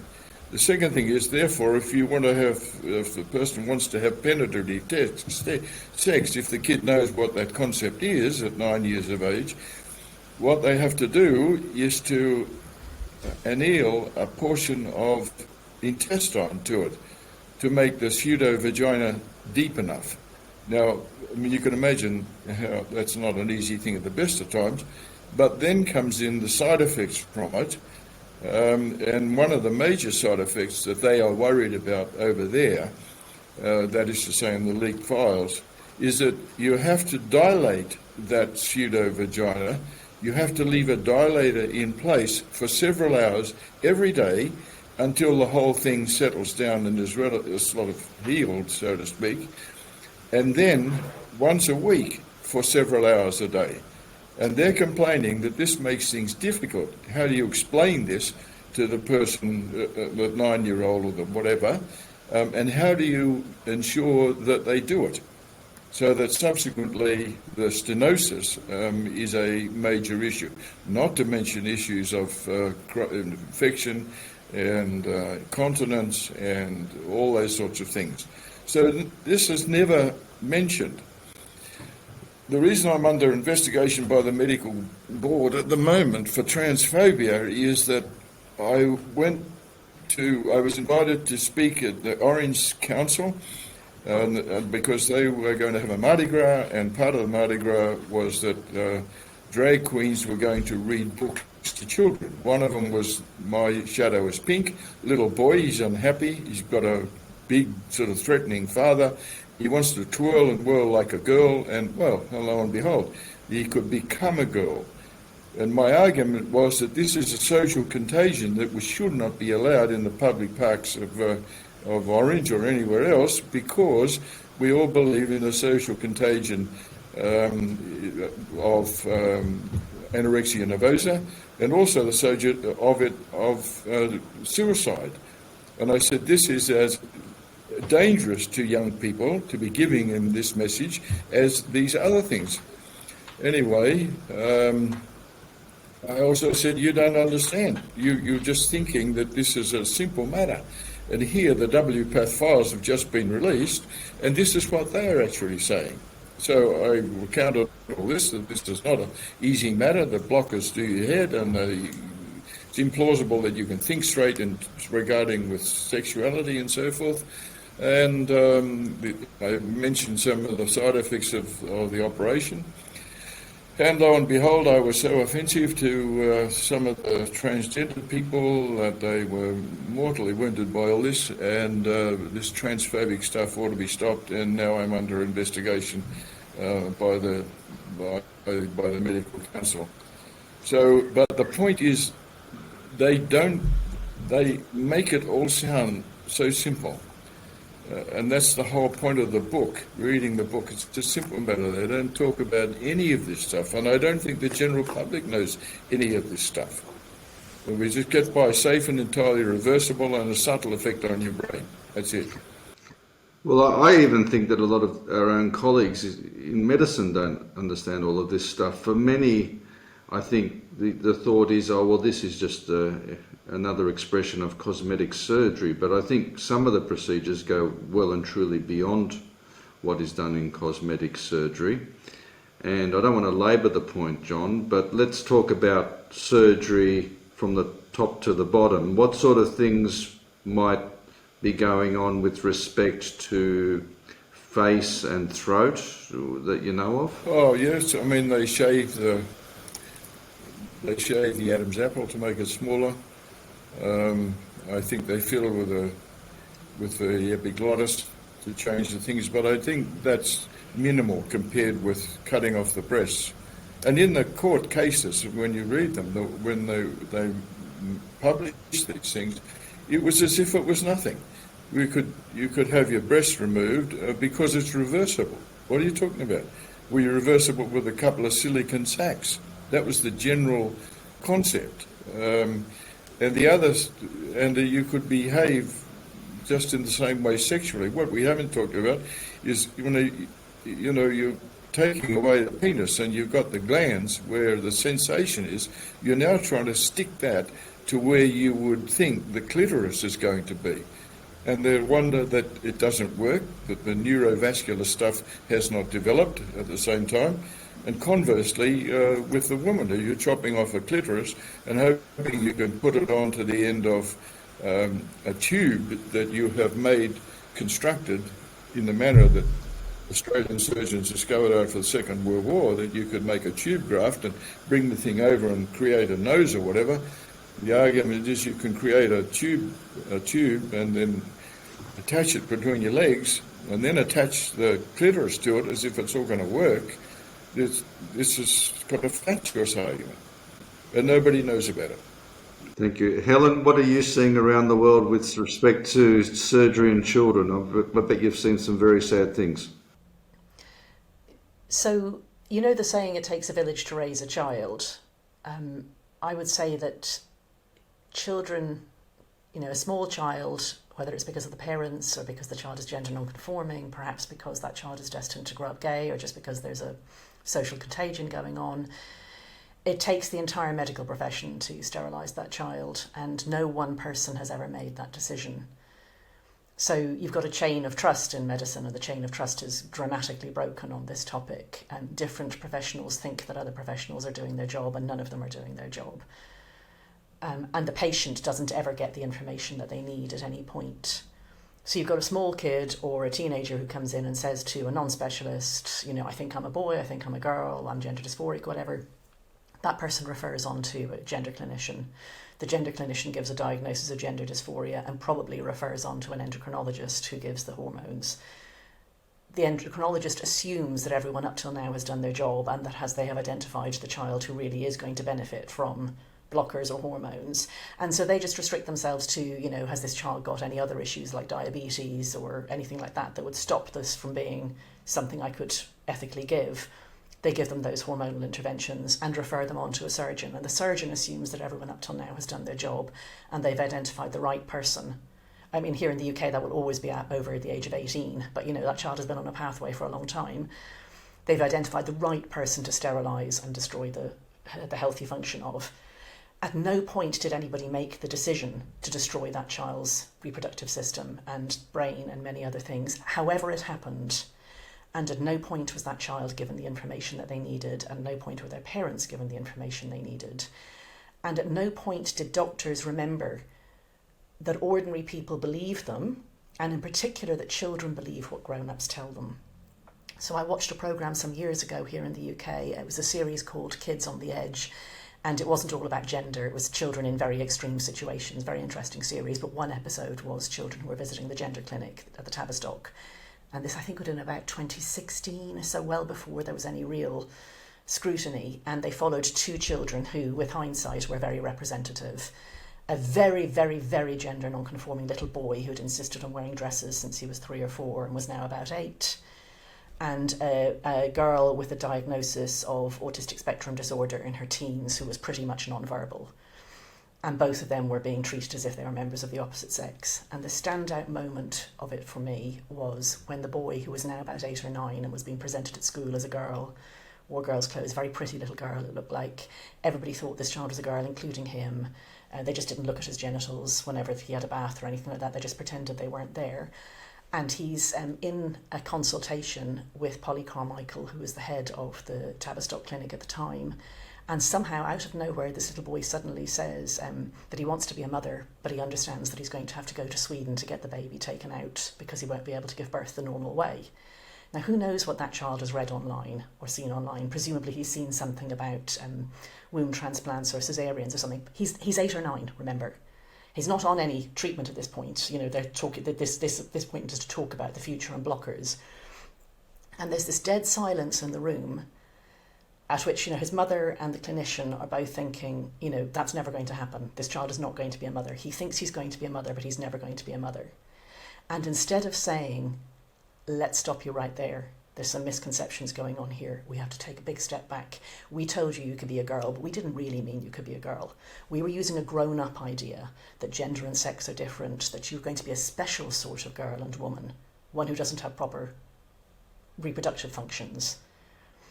Instead of saying anything like that, which honestly I don't know how you could say to a 9-year-old, but even saying it to the mother, instead of that, Polly Carmichael said, it's important to have hope. And that was the moment at which that little boy was sterilised. Now, his penis wouldn't have been cut off till he was 18, but that was the last moment that that poor, poor little boy could have been taken off that pathway. And that is what your profession has done and is doing. And we do hear instances of surgery before the age of 18. You read a lot of these websites and they say, well, over 18, but there can be exceptions to this. So that, to me, it seems like it's possibly thin edge of the wedge stuff. And now I'd just like to mention, it is actually now legal for kids under 18 to have the surgeries in Australia, but we don't know if any surgeons are actually doing it. It would seem to be a very poor move from the point of view of the surgeon to do it. Well, they're definitely doing mastectomies. But even if they aren't, that's just not the point. The point is that child was 9. I absolutely agree. And look, essentially, you asked, we were talking before about the difference between delusion and, you know, normal function. This is effectively reinforcing what would be a delusion in someone who had psychosis. There is no way. I also wanted to add to what John was saying in terms of puberty blockers, a psychological component to this, which is what you're doing by avoiding puberty, in fact, is avoiding something that makes you anxious.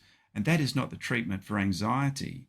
The treatment for anxiety is providing people to develop the resilience to tolerate their anxiety until they can go about and do the things they need to do. This is the equivalent, if you're scared of heights, of never entering a high building, never getting on a plane.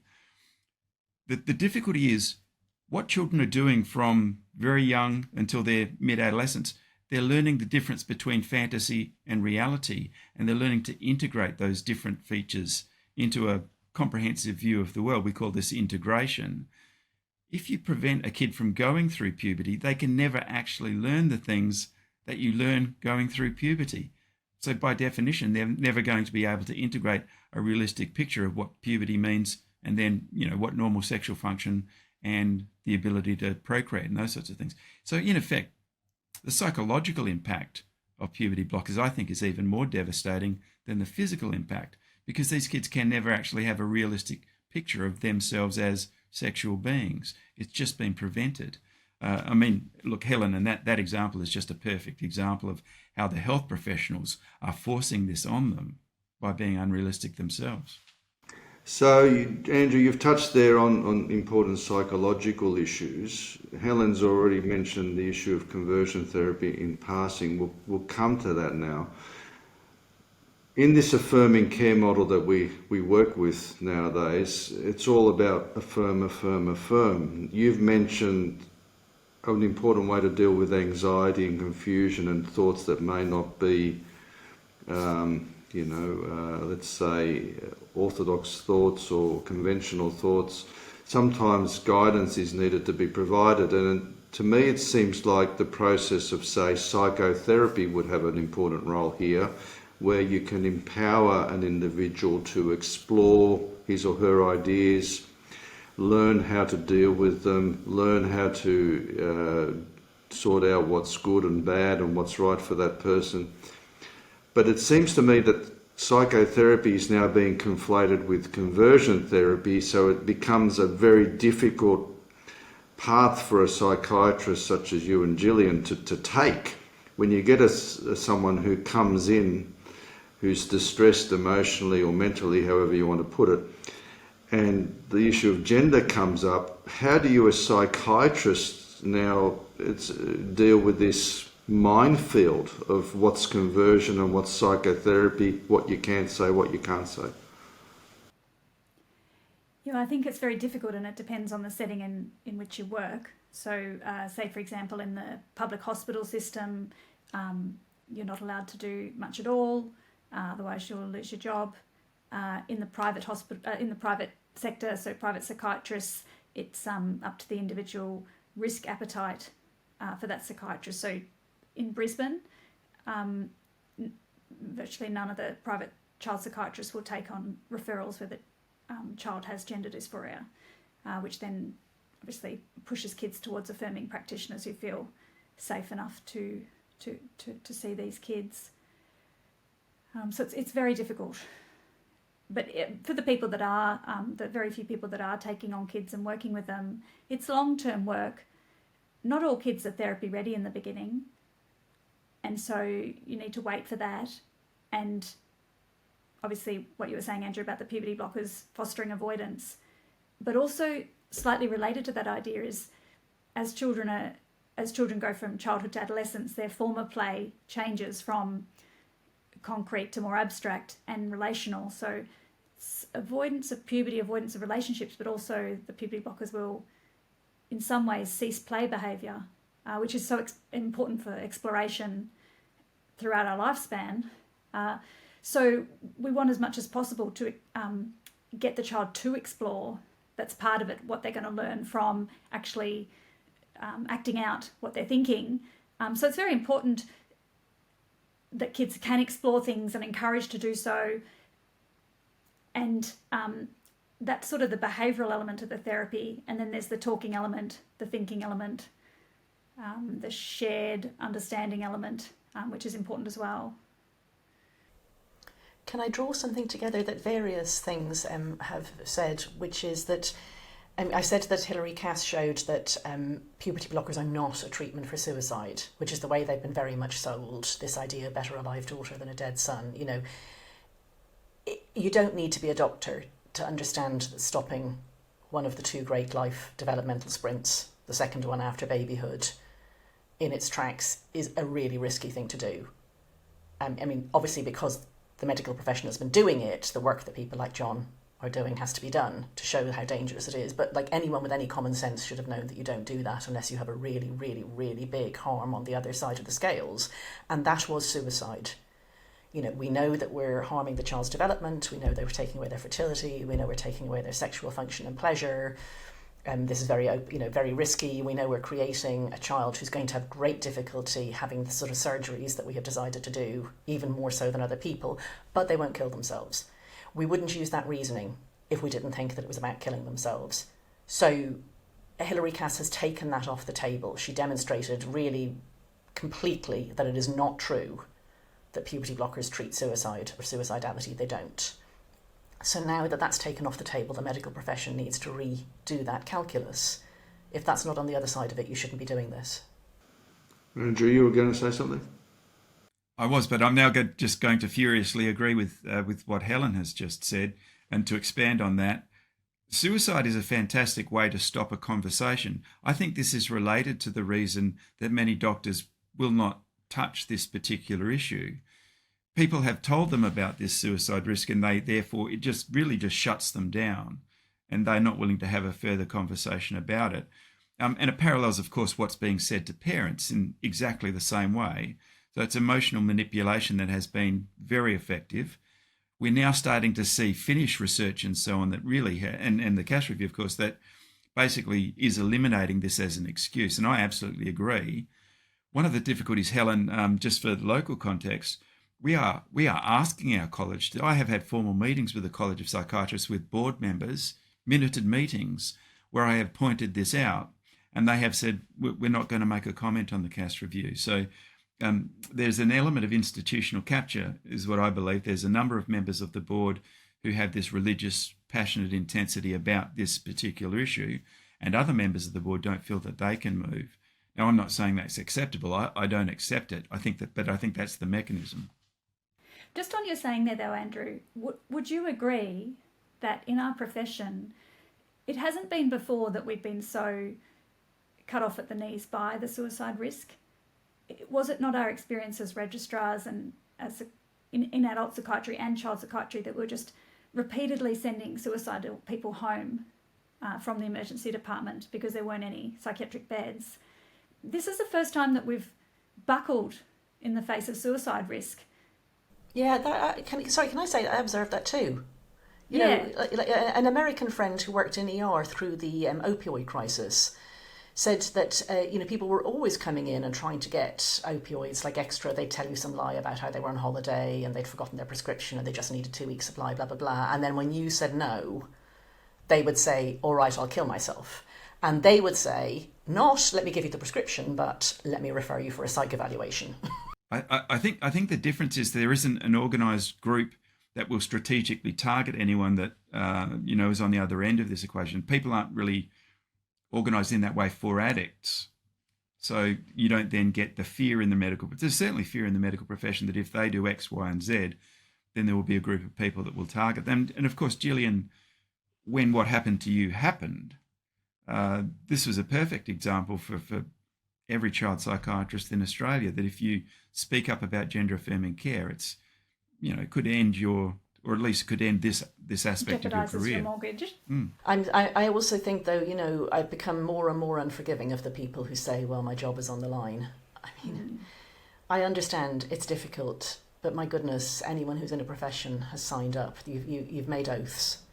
How can it be that it's one person in 1,000 or one person in 10,000 who has courage on these issues in jobs? I mean, journalists, we don't sign oaths, but, there are journalistic ethics. There is a journalistic principle of inform your audience. And I can tell you so many journalists I see at parties, they say to me, you're right about all of it, but I don't dare write about it. I wouldn't touch that with a barge pole. It's the common experience of all of us who talk about this, that people will tell you off the record that they know you're right, but they don't dare to say anything. And you think, like, do you not care? Do you not care that they're sterilising children? Yeah. Well, I noticed that Ethan Haim in the US was talking about the oath that he took as part of his medical course, and it was highly sentimental. It sounded amazing, but certainly when I went through, we never took an oath. I don't know whether that's the same for you, Andrew, or Agnello. We never had a Hippocratic oath that we signed up to in medical school. We did it. We did you graduation. did? Yes, we did. I must have gone to the wrong The medical uni school. still does it, and I've actually been to graduation ceremonies in the last 12 months and seen that they use updated versions, but they all, at the end of the ceremony, stand up and take the oath in front of everybody, and they all get a round of applause afterwards. I missed out. Oh. But even if there aren't oaths, teachers don't swear oaths, journalists don't. But I mean, I just, at some point you just have to think, like, are you not going to stand up? I think part of it is the apprehension, though, Helen. So one of the reasons for providing an example is life goes on, and if other people see that, hopefully they will also then stand up. True. So let's talk about consent now. John, you have been a paediatrician a long time and treated kids with all sorts of problems. In Australia, generally speaking, we say that the age of 14 is the age at which a child can start to give you meaningful consent. We don't let children smoke before they're 18. We often don't let them buy knives. We don't let them vape. We don't let them vote or drive. And yet somehow we can do consent for this sort of thing we've been talking about today. As a paediatrician, what is your view of the age at which a child can meaningfully engage in medical decisions? Oh. Well, that would vary. I don't have an age. It depends on the development of the particular child. But if it's a life-threatening thing, we can get the court's permission to override what the child said. If it was a haemophiliac and he was bleeding to death and yet they were Seventh-day Adventists or whatever, and the child is under 16, we can get the court. So there's a 16, I think, and we can, in fact, save lives. You get into trouble, but you can do it. What interests me in this debate is that in Victoria they want to raise the age of sort of culpability to 14 for crimes by children, arguing that they don't know what they're doing. And also now they're going to push it to 16 with access to the web and so forth, because they don't trust the kids can know what they're doing. And yet, in Victoria, if the child came along with a supporting parent who was only 9 years old, he could go ahead and be transgendered. There's an enormous internal contradiction here. There's an even bigger contradiction than that, which is how can you prepubescent even talk to a child about losing the ability to orgasm, losing the ability to have children? This came up in the Kira Bell case. So, I mean, people in Australia may have heard of Kira Bell, who's a detransitioner, and that she went to court for a judicial review of the treatment she received. So she wasn't looking for money. She wasn't suing anybody for money. She was just saying that a public authority had acted so badly that it needed to be reviewed in court. And she won at the first stage, but she lost at appeal. But anyway, in the first case, the endocrinologist who had given her, or for the service that had given her first puberty blockers and then cross-sex hormones, they were in the stand, and the youngest children who had received puberty blockers at the Tavistock at the time were 3 10-year-old girls. And an endocrinologist was asked, had the children had fertility preservation discussed with them, and said this wasn't really possible for 10-year-olds. How could you explain? 10-year-olds just say silly things like, oh, well, I'll adopt. They don't know what adoption would be like. And so what the endocrinologist said, actually it might have been the lawyer for the endocrinologist, said that those girls, they were too young to be able to understand what this pathway might lead to, but when they were 14 or so, they could come off the blockers for 6 months, allow their ovaries to develop enough that eggs could be harvested and frozen for them, and then they could go back on the blockers if they wanted, because they're not going to be allowed cross-sex hormones till 16. This is a fantasy, an absolute fantasy. No child is ever going to do that. None of them, not one. And anyway, we don't know how those eggs will behave after having been on puberty blockers for 4 years. We don't know if they'll be able to be thawed. And of course, that child is on a pathway that leads to having hysterectomy. So where are those eggs going to be put? Who's going to carry that baby? What that was the same thing as I said earlier about everybody's responsible, so nobody's responsible. That was somebody saying somebody else in 4 years' time can solve this problem that I'm creating. Nobody is going to solve this problem. And some of these kids are just so sad and alone, child safety kids, and establishing a family later on can be so healing and such an opportunity for recovery. It's just devastating that it's been taken away from that group of kids. I think it's even progressed from there, though, that now with the informed consent model, really all you need to establish is an intellectual ability to really parrot the things that go into the procedure, and then a list of side effects without necessarily any real understanding of what it is. And the doctor then, if you look at the gender affirming care, at least as it's in the WPATH guidelines, the doctor then has an ethical responsibility to give you that treatment, even if they think it's going to harm your health and mental health. The only consideration is, does that person have the ability to understand what it is they're agreeing to? And I mean, talk about breaking your Hippocratic oath. There's really no greater betrayal of a patient than to do something without any discretion that you know is going to harm them. That's right. We'll get to the concluding bit of this podcast now. Some of the terms we've been throwing around Tavistock, CAS and WPATH. Now, some in the audience may not know what they mean. They may have deciphered some of what those terms mean in the course of the conversation. We've talked about definitions and clinical aspects now. Helen, can you talk us through what Tavistock means, CAS means, or who CAS is, and WPATH, and why they're important? Sure. So the Tavistock is a pretty old clinic in London. I mean, strangely, for those of us who only know it through gender, it's actually a very psychoanalytical clinic. It's where you go to sit for 10 years talking about, how your relationship with your father turns you into somebody who's scared of heights or something like that. I parody here. But they have the one and only, or did until very recently, the one and only child gender clinic in the NHS, the National Health Service. And it was very freestanding and operated on a completely different model than the entire rest of the Tavistock. So if you hear me say GIDS, that was that clinic, Gender Identity Development Service. It's very medicalised, and it was actually a big cash cow for the Tavistock. It closed a few months ago because the second term you asked me to define Cass, Dr. Hilary Cass, who did this big review of paediatric gender medicine on the NHS, recommended that it close. This idea that you have specialist clinics for rare illnesses, it's a perfectly sensible one. And when gender dysphoria for children was very rare, of course, there was just one clinic in the whole of England and Wales that dealt with them.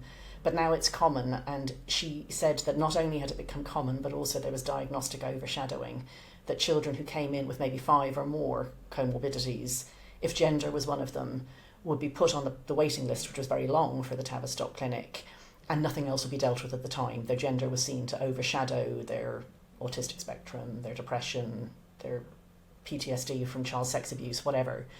So she said put it back into the general child medical health system and have 4 clinics around the country that would work in a more holistic manner. I don't know whether that's a good idea or not. I mean, on paper it is, but basically the Tavistock being the only one meant that there could be a strong focus on what it did. Now that it's dispersed, it's going to be harder to keep track of what these people are doing, and they are hiring ideological doctors who used to work at the Tavistock. And then the last one you asked me to define is WPATH. It's the World Professional Association for Transgender Health. It's just a membership organisation. It sounds like it's a professional organisation, but actually anyone can join. I checked, I went on the website and checked that I could join, and all I would have had to do is pay $200. So it's a weird mixture of people who genuinely are working in this field, surgeons, clinicians and so on, and people who are therapists who say have a family practice and just want to be able to say member of WPATH so they can say that they deal with gender. Trans people themselves, some of the presidents even of WPATH have been, not medical at all, just they have been trans-identifying people. And then just very random people like lawyers who work in this field. It's 70 or 80% North America, so American and Canadian, but it calls itself world in the same way that a lot of American things do, like baseball. And what it is it's the most extreme advocate of the gender affirming care model that we've heard, which is, everyone has a gender identity. The only question is what the patient asks you for. It's your job as a doctor to do it. They bring out standards of care that aren't standards of care. They aren't produced as standards of care at all. They don't go through anything like the process that standards of care are meant to. It's a totally ideological document. The most recent one, which came out about a year ago, so Standards of Care 8, has an entire chapter on eunuchs. And it starts with the words, there have been eunuch-identified people for thousands of years, which is a very bizarre way to talk about the fact that Chinese emperors used to cut off little boys' testicles in order to make adult eunuchs who they were allowed to work in spaces that other men wouldn't have been allowed to work on. So it's turning a grotesque historic human rights abuse into an identity. So there's an entire chapter on how some people have the gender identity of eunuch.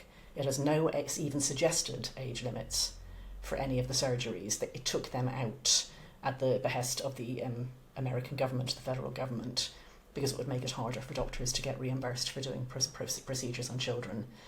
But anyway, because of the name, I guess, it's cited all around the world as an authority, a medical authority, when it is not medical and it is not an authority. Its standards of care are cited and they're not standards of care.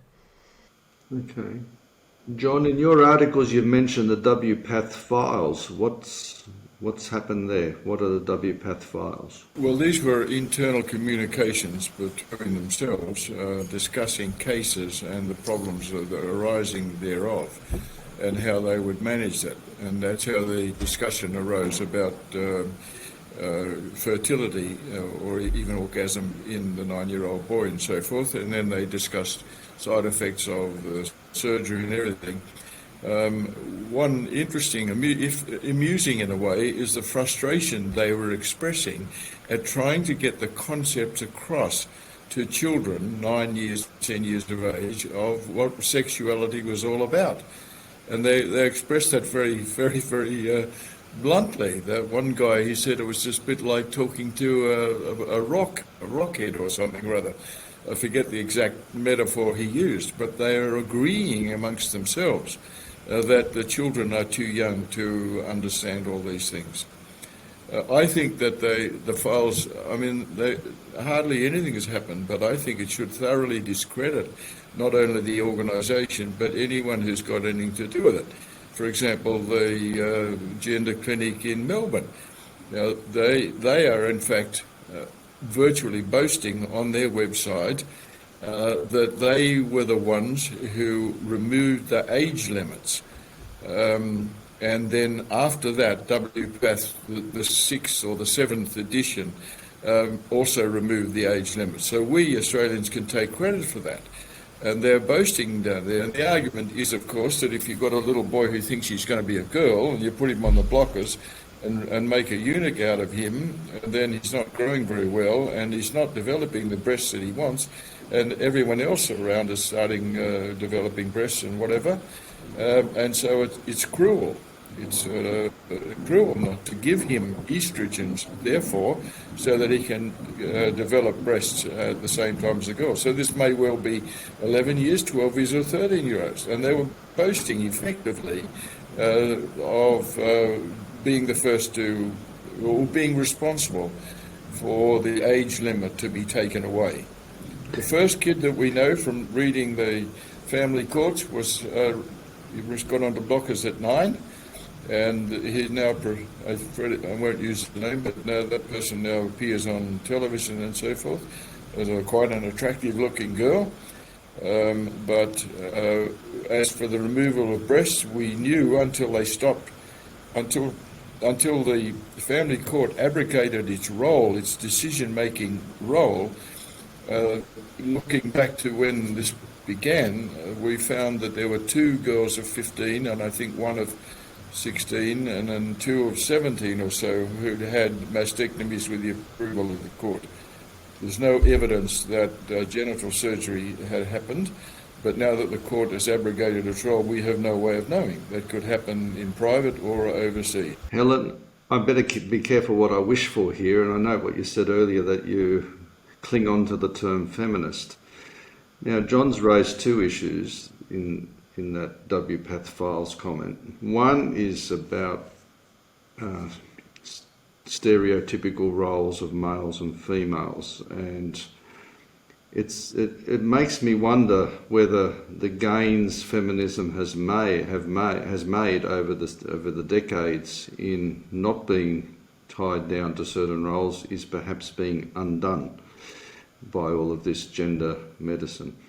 The other thing is you've been quite free in your criticism of the medical profession, and I think quite fairly.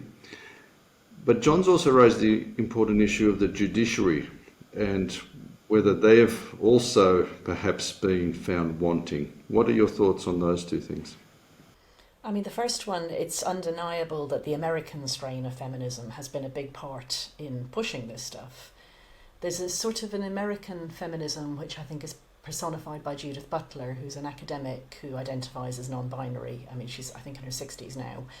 And she wrote the book, The Trouble with Gender, in which she said that not just gender, but sex, really sex, is socially constructed. And somehow American feminism has gone down what I regard as a dead end on this front, and suggests that if you think there's something very real, fundamental and unchangeable about the fact that there are 2 sexes, that you thereby think that women are biologically programmed to be inferior and to be second-class citizens and so on. Whereas what I think is that the sexes are real, really very real, and that you can't build a world fit for women and a world fit for men unless you accept that and start out with that as your proposition. So my feminism starts from the proposition that there are 2 sexes, that one of those sexes has been historically oppressed. If you want to think about how to make a world that's fit for both sexes, you should bloody well understand first what the 2 sexes are. And that might be, that might be some of it social, it might be physical, but it also is mental. I mean, there are differences on average between the sexes in our interests and our leanings. But they seem to think that by saying all of that, I'm saying that, women are ditzy, etc., etc. And then this is all mixed up with things like, sex work is work and full surrogacy now and just a whole bunch of reality denying things that I more and more think are attempts to deny the fact that we are actually animals and maybe even that we are even mortal. Like, I see all of this as just part of a whole move to think of human beings as ghosts in machines, or something that we could upload to the web, that we can live forever, that we can cut our heads off and freeze them and have them reattached in hundreds of years' time. You know, just a whole radical denial of the fact that we are mammals, that we evolved, that we are conceived, that we die. And that reality-denying strain of feminism has been a big part of the push behind all of this. I'm now trying to remember what your second question was. The judiciary. The judiciary, yes. I don't think there's anybody who hasn't played a part in causing this. I think it's the worst misstep that we have seen in modern times. To destroy something as fundamental as the understanding that human beings come in two sexes, it's nearly as bad as destroying the understanding that we breathe air, not water. It's something that's so fundamental to our species that if you destroy it, you see it in every place. You see it in education, in medicine, and certainly in laws. When these things are systems, and I mean, my PhD is in mathematics, and the analogy I often use is, imagine somebody said to you, oh look, there's just this tiny little equation over there that hardly anyone ever uses, a 1 in 10,000 equation. Let's just allow 1 to equal 0 over there. Well, if you do that, you've destroyed all of mathematics, because all equations are linked, because any other equation, as you remember probably from school, you can add the same thing to both sides of an equation or multiply both sides by the same thing. So if you destroy one equation, you've destroyed all of mathematics. I think that's happened in the law. If you say in the law that it is possible to change sex, it took a while before that rippled out, but now we're seeing it everywhere. We're seeing it in the law about single-sex spaces, sports, rape crisis centres, prison allocation, what we teach children, what is a good parent. A good parent is somebody who, above everything else, protects their child from harm and protects their child from people who want to harm their child. Every grown-up should know that it's our job. But now we talk about the people who are protecting their children as if they're the ones who are harming their children. So because we have this lie at the centre of all of these systems, all the systems get flipped upside down. Child safeguarding is cited to destroy children's safety. Medicine is being used to destroy people's health. Education is being used to indoctrinate people in lies. And the law is being used, human rights law is being used to destroy people's human rights. That's what I think we're seeing. That's a very powerful statement. I think it's time to wind this up. We could talk all night or all day in Helen's case. Let's have some concluding comments. Jillian, why is this topic important, and any concluding remarks? Oh, I think Helen's really summed it up there. It's so foundational. And when you spoke about the UK, I guess I developed an idea that things are really going well over there, but it sounds like you're still very worried. And so we're starting off. We're ahead of everybody else, but this is a super tanker that's been 30 years going in this direction, and turning super tankers takes an awfully long time. Okay, Andrew? Look, yes, again, I thoroughly endorse what Helen has just said. I think that while probably all of society is implicated in this, really it's the medical profession that is most to blame, because we haven't accepted our responsibility for defining what is harmful to kids and what is real. This is not a real condition. That is what has allowed it to percolate out into all of the other professions. So we have to take a stand. And I think once we do, if we do, then quickly things will right themselves. But things won't right themselves until we do. John? May I ask Helen a quick question? Helen, there's a rumour around here at least that Hilary Cass has backed away from her convictions. Is there any truth in that? I don't think so, no. I've talked to Hilary Cass and heard her speak since her report came out. She gave a talk to... She'd been going around talking to medical departments, and I actually was invited as a guest to one of them, so I just listened in. I don't think that Hilary Cass sees things the way that I do, as in, this is entirely 100% wrong, invented. No child should be labelled as a trans child. Nobody can change sex, and even pretending that one person can harms other people's rights and isn't good for them either. I don't think she thinks that. I think she thinks that there are people that this is the right treatment for. But I think she's always thought that, and if you read her report, that's what you think, and that's certainly what she sounded like when I went to hear her talk. So I think her report was a big step in the right direction, but I think she's at the stage that probably people who were fighting against lobotomies were at when lobotomies were still in use, but people had started to see what they did to people. They would have been like, well, if you do it to the right person, we're doing too many lobotomies, we're too free and easy with them, but they still thought that there were some people who would benefit from lobotomies.